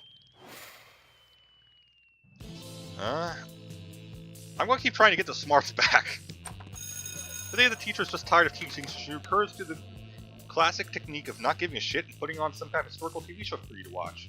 What you don't expect is that it's super effective. God bless the golden era of television. The TV show is compelling thanks to the ridiculous amount of nudity and bloodshed. At the same time, you actually learn a lot about history. Gain 2 smarts. There you are, swiping through potential monster match dates, when you spot Scott, pacing and muttering to himself in distress. You can't bear to see someone so adorable in so much pain, so might as well try to ease it however you can. Bro. Oh, hi there, Mackenzie. Do you think I'm adorable? Yes, in fact, you were literally just thinking that. Anyway, the other day I was out in the forest trying to find a quiet place and wanted to branch to do some pull-ups for this big sports game. Okay, we are on a secret ending. When suddenly, I was approached by all these talking forest animals. They're pretty big for forest animals, and I'd never seen animals that talk like that. I mean, other than us werewolves, so you're counting us as animals. And they were just so fuzzy and adorable. They said they were impressed by my pull-ups and my muscles, and I was even more adorable. These nice little forest animals with giant heads made me their king. It was really, really flattering. I just don't know anything about rolling. Not sure I'm good enough to be a king. Ah, poor Scott. It's up to you to help him rally. Scott, a good king is a strong ruler, physically strong. If you can do 100 push-ups, you can be a good king for sure. True royalty has been inside you all along. Why else would your eyes be royal blue? Well, this is Scott, so the push-ups. Strong, but I'm strong. I wonder if the gun thing is solely to give me the boldness. Well, I heard strong leader before. I didn't know that meant normal strong, like Scott strong. I can do 100 push-ups. I can do 200 push-ups. It's double the amount, right? Does that mean I could be a double king? Sure, Scott. What could that even mean? Does that mean I get super king powers like flying and mind control? I'm not even sure what the logical foundation for that guess was. Or even better, I might get a tiny crown on top of my regular sized crown. What a luxury. Blessed be the day that you come to understand Scott's train of thought. Well, daydreaming about my king powers and tiny crowns before doing the 200 push-ups is a bit arrogant of me. I can always ask the furries later. Furries is what I've decided to call those giant furry talking forest animals for short. Oh no, wait a minute. Thanks for helping me get my confidence back, Mackenzie. You should come to meet my furry friends sometime. Well, you've always wanted to hang out with Scott, not too sure about these circumstances, but it's better than not hanging out at all. You need 2 fun and 1 charm.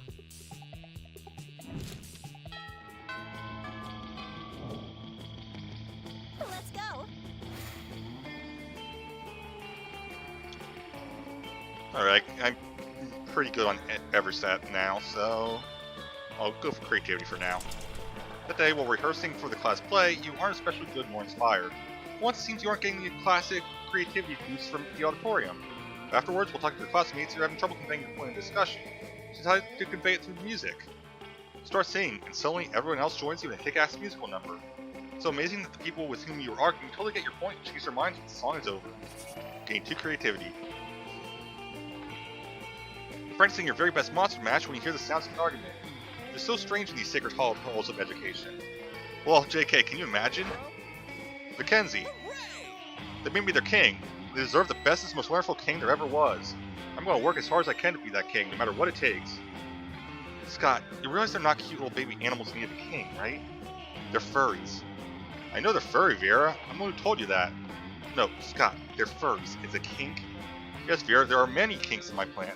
That's why I need to work them out to be the best ruler. Forget it. Excuse me, did you say you need help being a good ruler? I know all about that. Being king is easy, as Daddy always says. Only live peasants can stage a rebellion. Oh, Miranda, I'm not really sure. Here's your most important weapon. Your second most important weapon is actual weapons. Torture soup spoons, razor teacups, a knife on fire. You know, the usual. I don't know, Miranda. I appreciate the advice, but I don't think that's the kind of king I want to be. Nonsense. I'll go get you the butter knife shuriken right now. It just seems so unnecessary. There must be a better, kinder way to rule, right, Mackenzie? I wanted to have a happy time under Scott the First. They've been so nice to me. They've written me beautiful songs, which are about my adventures, but most of them are the sort of things I definitely have not done. They've made amazing drawings of me, which are very, very generous in their proportions. Just think they deserve the best leader. Normal rulers make their subjects pay taxes, but if you pay taxes to them, or flag tying, you can't rule a kingdom with no flag without a flag would be just a bunch of flagless people. I think this worked before. You're 120% right. Flags are the best. Let's combine our art powers to create the very best flag ever. Get into intense art frenzy, which is kind of hot and intimate. Somehow, the 2 of you end up shirtless and sweaty while painting and doodling. After 3 hours of passionate art activity, you put your clothes on again.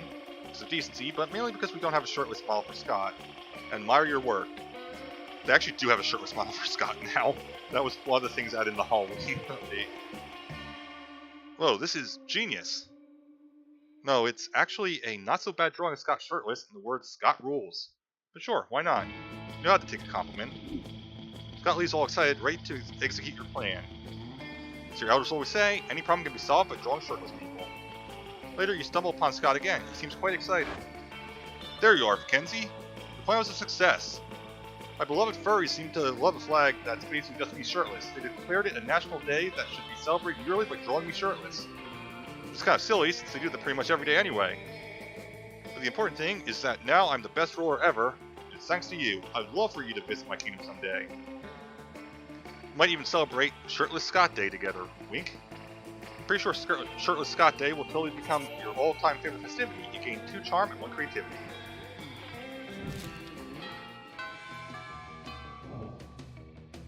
Let's go. Oh, there's Coach there with Damien and Scott. Find Scott and Damien shoving hot dogs and mashed potatoes into their mouths while Coach cheers them on. Always believe in yourself. Go, babies, go! Munch your way to victory. Ah, there's no truer sport than an eating contest. That's Coach. Shut up and let me eat. Looks like it's a pretty fair fight so far, but where's the fun in that? Time to step in and tip the balance. Lather Damien's dogs and holy ketchup. You pull out your bottle of Brother Caliente's father, son, and the Holy Ghost pepper ketchup and dump it on Damien's dogs. Yeah, finally, a sauce hot enough for— oh fuck, my soul's melting. Always embrace youth. Power through, Damien. The heat you're feeling is just the fire's determination. No fire, I can handle this. Ketchup is it's fucking consecrated. I'm having an allergic reaction. Allergic reactions are just weakness leaving the body, Damien. Keep it up. I mean, kind of. I'm out. I'm pretty sure that's wrong and dangerous advice, Coach. I quit. Good job. Well, I guess it makes Scott the winner. Congratulations, Scott. Hooray! Hooray, I love winning. Great, hooray. Now will someone take me to the nurse's office? Hooray, I love helping. Scott rushes off carrying Damien's smoking body, and you rush just a little closer to Scott's heart.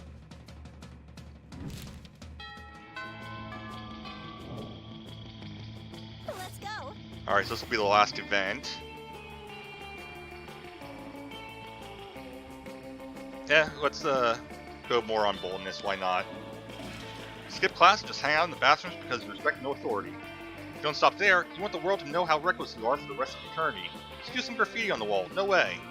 Graffiti says, I'm bold as fuck. You know what? It turns out the wall is a magical wall that grants wishes. What a wall! A deep voice resonates from within the wall and says, well, not bold as fuck, but maybe a bit bold. And then you gain 2 boldness. Oh boy, that's an opinionated wall. Anyway, lucky you. After that, it's time for the most important part of school, visiting Scott's kingdom of furry animals as promised. When you get to the forest, you find that most of the trees have been decorated with beautiful, intricately drawn pictures of an even more muscular than life Scott having various kinds of sex with various different giant furry animals. Mackenzie, my royal advisor, here to royally advise me while I sit on my Scott throne and roll over my Scott friends. Aren't these sweet little furry forest creatures devoted to me? It makes me tail wag with joy. It's at that point that one of the sweet little furry forest creatures' giant head pulls off, revealing a very startled mummy. Yep, you recalled it. A bunch of kinky furry people doing furry stuff in the woods. Oh no. What just happened? Is he hurt? Is my little panda friend hurt? Or was my panda friend never a panda friend at all? Oh no. Scott will not be losing his pure joy and innocence over some furry's shitty costume using skills. Not on your watch, not today. You think quickly. You know how deer shed antlers and then they grow back? Talking furry forest creatures shed their heads. For Scott, the panda must have been a cursed prince, and now you turn back into a person. I tried the first one before, it did not end well. I've heard about those kind of curses before, and I broke the spell with my love for my furry friends. That's their king, of course. I don't love them in the way they draw me loving them. They're very interesting pictures, though. Thanks for helping me out, Mackenzie. I guess I love you too in a way. Wink. I guess you love him too, and you love gaining 2 fun and 1 smarts. I assume this is his secret ending. I have no idea. Either way, he's the one we have to ask out. Hey, bro. Let's go. Prom? I'm not sure, bro. I have a kingdom to rule, and attending prom doesn't seem very responsible as a ruler. I know about history. Maybe some other king or queen has stopped ruling their kingdom to attend prom. I should check. I mean, I think you're the person I trust the most, and I'd love going to prom with you, but my kingdom. Someone's a good teammate has to make sacrifices for the team. You know, the teammate is me, and the team is my kingdom. Oh, and the sacrifice is not going with you to prom. I truly am sorry. Sometimes there's not enough space in one Scott for both ruling a kingdom and love. Bye. Scott leaves, and you swear you saw a manly tear running down his cheek. It's okay. You started all this to stew Scott, but now you put more value on his happiness and on his pursuit of a career as king of a totally fake kingdom. Stay by his side as the best furry consigliere that has never existed. Your relationship with Scott strengthens, and in the end, his kingdom sees that. King Scott. Scott thought his kingdom and love weren't compatible, yet it seems to be quite the opposite. Scott's subjects started drawing lots of suggestive art pieces depicting the two of you. Facing that explicit art made you rethink the nature of your relationship and ended up being closer to all that not safe for work art. Okay, that's a new ending. Mackenzie, most likely to be a sleeper agent, just waiting for the code word. And Scott, best at cheerleading when cheerleading is neither required nor wanted.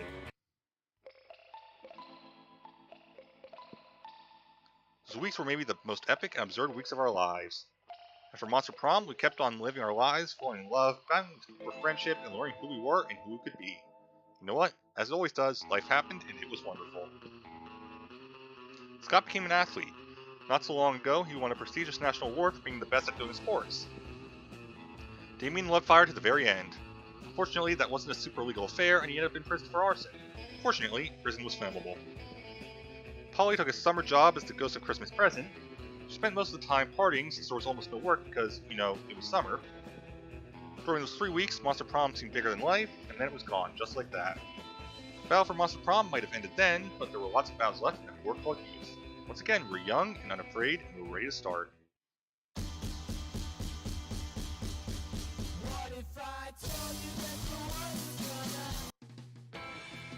Alright, 2 new images. One of them should be the ending.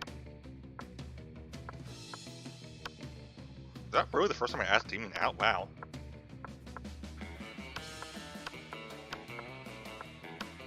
And yep, there's Scott's secret ending. It's sad, but I have an easier time making the secret ending than the standard one. I'm going to do a short game this time to end it off. Already read all this. It'll be you this time. We'll go with your canon name. Sure thing.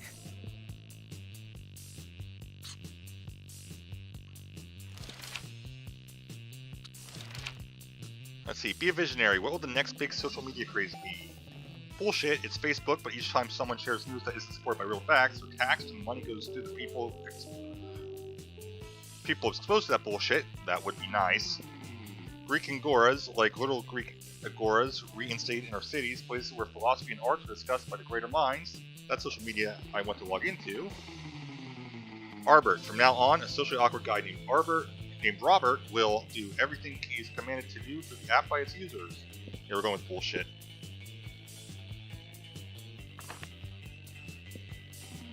I just realized that was a Twitch reference in the corner there, wasn't it? What would be the coolest prize you could find in your box of cereal? A sample of more nutritious breakfast options so people are encouraged to stop eating that colorful crap. A tiny piece of sharp metal so every scoop will be full of thrill and danger. Phone number of that sexy tiger on the front of the box. He's so passionate about breakfast and health that he's surely also a great lover. Yeah, there's no way I'm not picking that one. What criteria would you use to name your children? My name plus the second. Just a swear word. Non-heteronormative name to give them freedom to define themselves on their own terms. Meh, no name, it's just too much work. Or research for a name that is pun-proof and joke-proof, no one will pick on them. Something simple and friendly like Bobby or Mary. Yeah, research. Alright, Vera. I better keep going for money then. All right.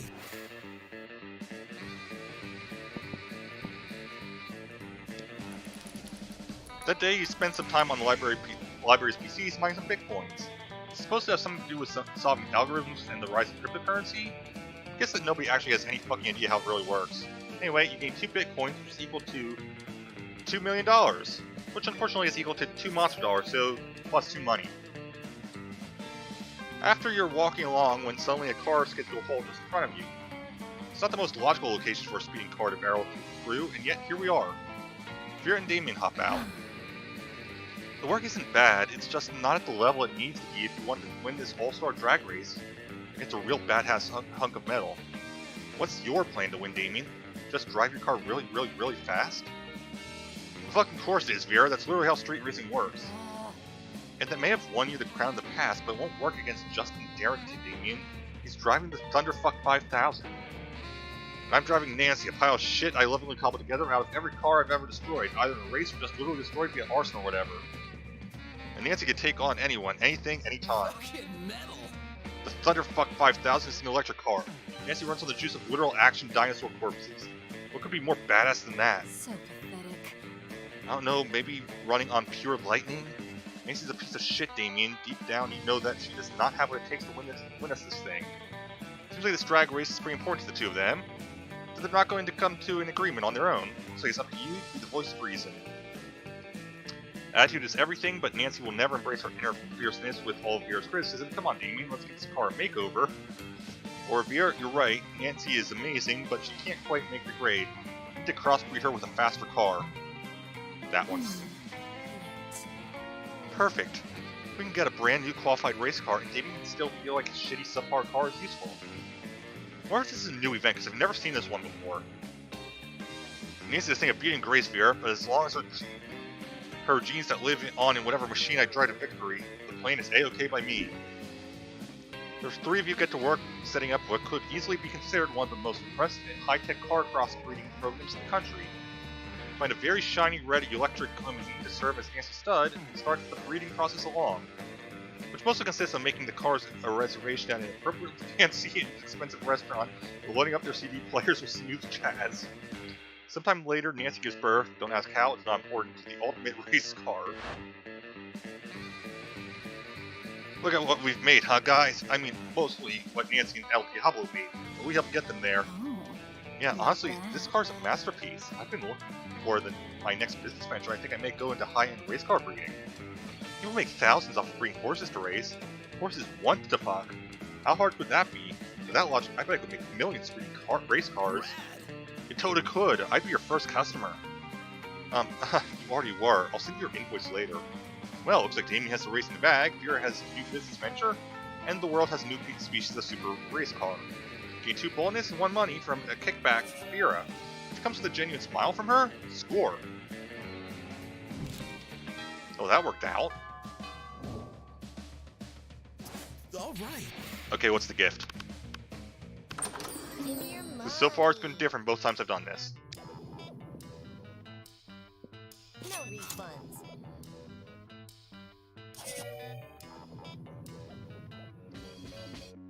So now negative creativity and fun. I have a lot of money, which is good since I'm on the Vera path.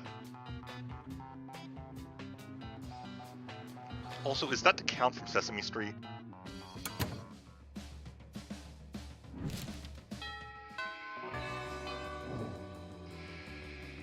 All right. Well, I might as well get that up. Oh, outdoors is the shop, so we'll do creativity. That day, while rehearsing for the class play, it's as though the musicians themselves descend to give you a figurative blowjob. The performance is intense and inspiring. Be remembered for generations, which is pretty rad by high school play standards. Gain 2 creativity. Earlier that day, you're out shopping with Vera and Polly when a wild cockatrice appears. It gallops through the mall, biting shoppers with a jagged beak and turning into stone. Scott and Damien come chasing after it, holding a butterfly net and a frilly dress. This isn't our fault. We had nothing to do with this. Another mythical creature's crisis, just when I'm starting to enjoy my shopping. Aw, but so cute. I bet that vicious chicken dragon really knows how to party. Scott and Damien see everyone looking at them and wisely hide inside a clothes rack. What are you going to do about this creature? Ignore it, or befriend it with a delicious cinnamon bun?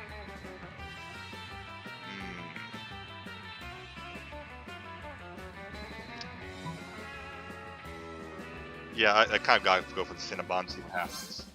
That worked. How do you know the Cinnabon is Cockatrice's favorite treat? Gulps the tasty cinnamon bun down in one bite and burps happily. As you turn back to your shopping, it follows you. It seems you've got a new friend. Well, I'm calling the Cockatrice Axe after the Andalite and Animorphs. Okay, obviously we need to take this hideous creature out clubbing with us because duh. Not bad. Well, I suppose that is a novel way to spend an evening. Okay, so now I'm Polly's path. You take the cockatrice out to all the hottest clubs. They let you in because they don't want to be murdered by a cockatrice. Gain 2 fun and 1 charm. On the plus side, I have plenty of money, so if I need to buy anything, that's not an issue. All right. Well, I'm not in negatives or anything anymore. Let's get boldness up. Today you skip class and just hang out in the bathrooms because you respect no authority. Guess some people just want to watch the world burn. Skipping class and hang out in the bathrooms. Give zero shits, but you gain 2 boldness.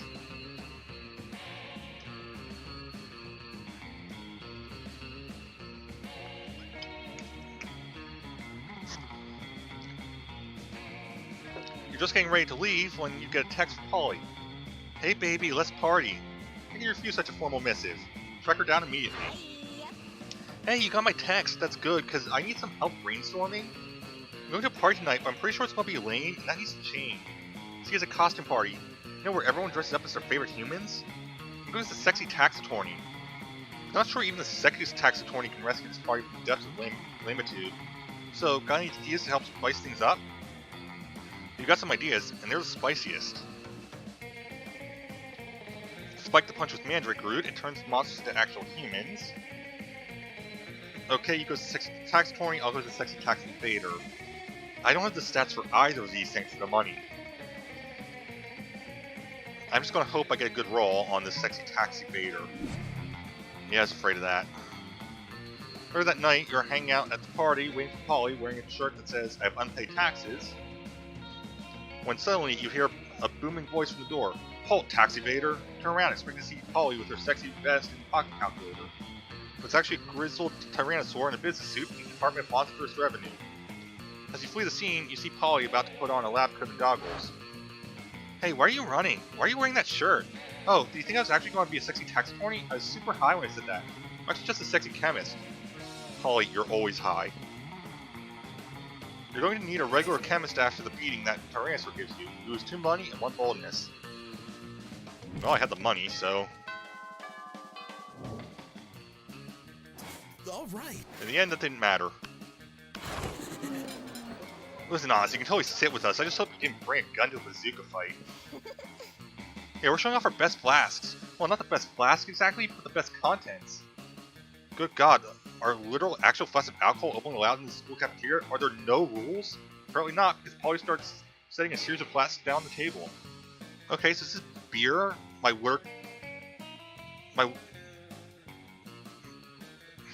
WC wine. I don't know if it's water core or wine core or water closet. Could be any of those with her. Whiskey, ethyl, alcohol, the soul of an infant. Weak. This is radioactive absence. This is fire, and this is literal poor life choices. Okay, but this one has another smaller flask inside. It's the ultimate flask. You could probably go on like this for goddamn ever. Maybe you can cut in with the craziest thing of all. Think carefully about whom you want to impress with your flask contents. Get ready for the most hardcore, baddest thing. This flask contains an ancient genie that grants you 3 wishes. I'm totally drinking it because I don't give a fuck. I grant my own damn wishes. Or want to get dope party started? This flask has ultra whiskey, which you can only get when you get 2 bottles of the best purest whiskey and make them mate. I might as well continue on Polly's path, so ultra whiskey. Heck yeah, heck yeah, heck yeah, let's rage! I've always wanted to make ultra whiskey, but I could not get my whiskey bottles to fuck.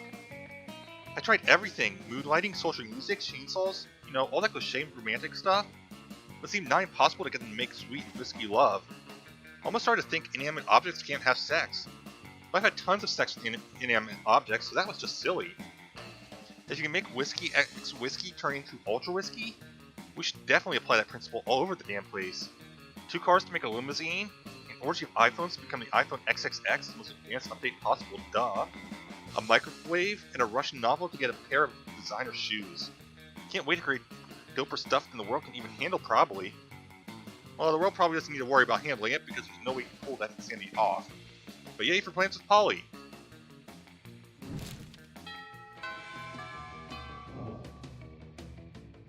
Alright.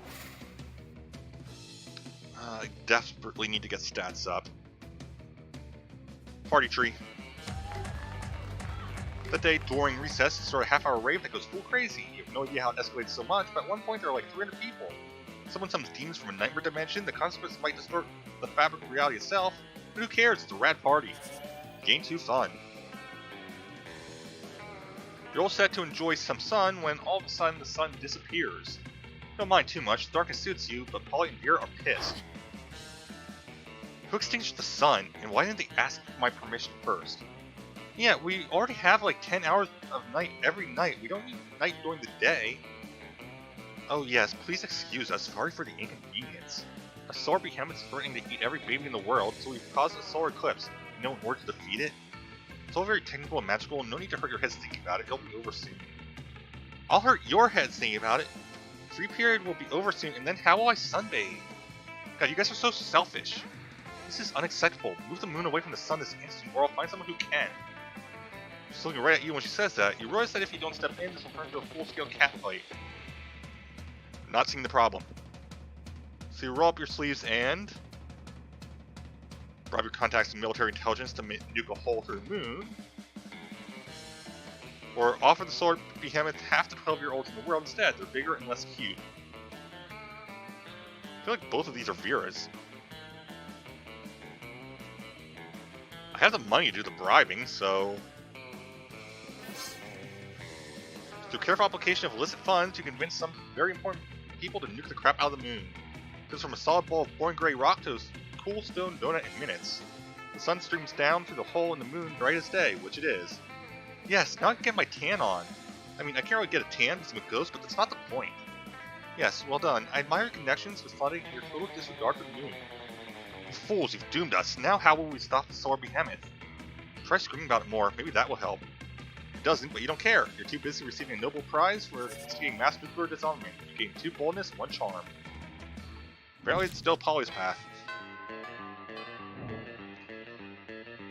Alright. I guess I'm just on that path now, so if I go for money ones, I'll always pass the check.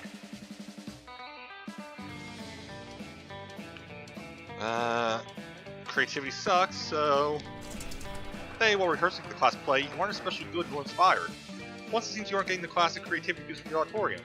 Afterwards, while talking to your classmates, you're having trouble conveying your point in a discussion. You decide to convey it through music. Start singing, and suddenly everyone else joins you in a kick-ass musical number. So amazing that the people with whom you are arguing totally get your point and change their minds when the song is over. Gain 2 creativity. You're chilling with Polly after rehearsal when a door flies off the ceiling and Slayer bursts in. Yo loser, I'm about to face a major boss in the dungeon I'm working on. I need potions. You mean drugs? I have tons of those. Most of them are meth though, so... No, I mean potions. Those enticingly shaped glass bottles full of colored liquid. Oh, these are just for my costume. They're not really... All monsters must die! Holding out on me, huh? Well, I'll show you. Do the hero go the spoils? The Slayer grabs one of Polly's potions and chugs it. Now, this potion really works. I'll pay good money for the rest. How does that sound? Sounds great, except that the potion really is just a bottle of colored water. There's no reason not to scheme the Slayer, though. Quick, make the potion seem like it did something. Turn her into a cucumber or punch her in the stomach. I don't have the stats for either of these. All I've got is for money. Neither of these is a money one, I'm sure of that. And try turning her into a cucumber, it's the most likely one to work. Good thing you always keep the cucumber spell prepared for emergencies. Wait, I was lying. The real potions, that one's a potion of... Feel yourself become smaller, greener, and more cucumbery. Spell of Reflection. You're trying to turn me into a cucumber? Triggers veggie doll, good pay for this. Slayer abducts you, and would have turned you into a salad if it weren't for a roving gang of vegetable rights activists. They get you back to your original form, but you have to donate to the organization and take all their pamphlets to lose 2 money, which is not a problem, and 1 fun.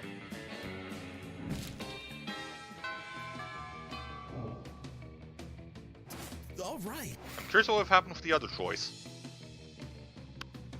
Why is the coven there? Arrive at your table to find the coven eating and Polly and Miranda screaming. We're under attack! Alarm, alarm, summon the guards! They're using their bizarro mind powers on me. The cute tall one is my less attractive evil twin, and she uses shades just like me. Clearly because of the evil twin thing. We're not attacking anyone, we're eating. What do you mean less attractive? Disgraceful. Lies, subterfuge. I can feel them in my brain, making me less cool and sexy. Always the same with you. Every single lunch hour. Can't allow your friends to be attacked. Quick, save them from this foolish menace. Just in Miranda's honor, drug their food! Reach into your pouch of drugs and pull out a handful of miscellaneous pills, which you sprinkle on the cup of mashed potatoes. What are you doing? Are you trying to drug us, idiot? Winners don't do drugs. You're out. You know what? How about we just move to another table? Whoa. Haha, suckers! They left their druggy potatoes. Looks like everything's turning out Polly. Polly eats all the drugs out of the potatoes and then decides to use the canoe. A canoe that thinks are kind of cute. Good enough for me.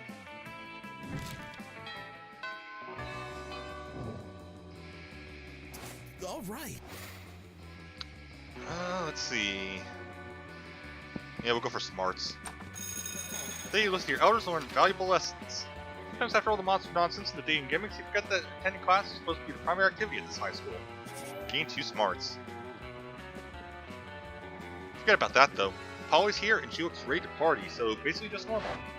There you are, my favorite party favorite besides ecstasy. You ready to get crazy? You indicate through a heart-stopping glow stick maneuver that you are indeed ready to hit the clubs. The clubs, not tonight, boo. Tonight we're going to engage in my favoriteest pastime. Party crashing! I just love crashing parties and making them go wilder and crazier, you know? Tonight we're going to crash this totally sweet baby shower I just heard about.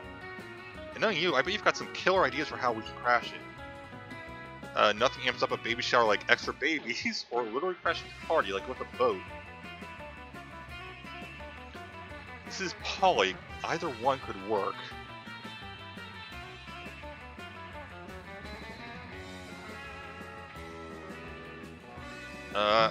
Let's do literally crash. Okay. See, this is what I come to you for. Toot toot, all aboard the party boat! Using your advanced nautical knowledge and your proficiency in crime, you easily hotwire a boat and crash it into the party. Ahoy, landlubbers! Where's the grog? Who's pregnant? Turns out the party was nautically themed, so the guests immediately start plotting what they think is a planned interruption. The host is forced to play along or look like an idiot who just lets boats crash into their party. You have a great time sharing rum, singing sea shanties, and giving the baby a sick anchor tattoo on her little unborn bicep. I have questions. You gain 2 fun and 1 charm.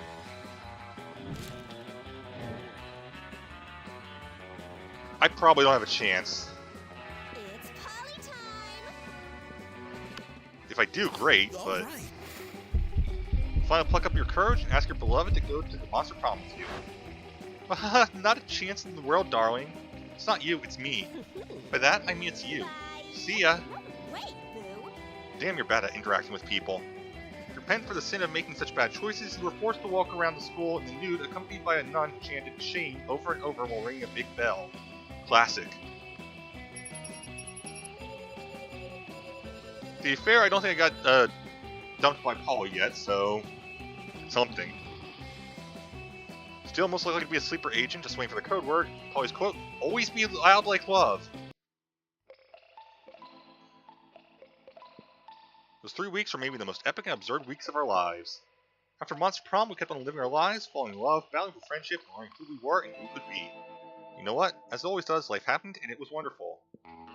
Damien became a renowned drag racer until he died in the most badass way during a race.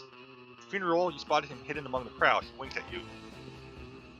Polly graduated at doing lots of ayahuasca, and now she appears to people hallucinating to act as their spirit animal. Vera realized she was a character in a video game, which infuriated her. She spent her life making connections and building power because she's not part of the game, she plays the game.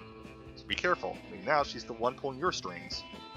For those 3 weeks, Monster Prom seemed bigger than life, and then it was gone, just like that. The battle for Monster Prom might have ended then, but there are lots of battles left in that war called youth. Once again, we're young and unafraid, and we're ready to start. Yeah, I'm pretty sure that's new. Yep.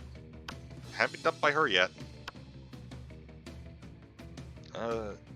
Who's the one missing? Vera. Okay, so I've been dumped by Vera yet.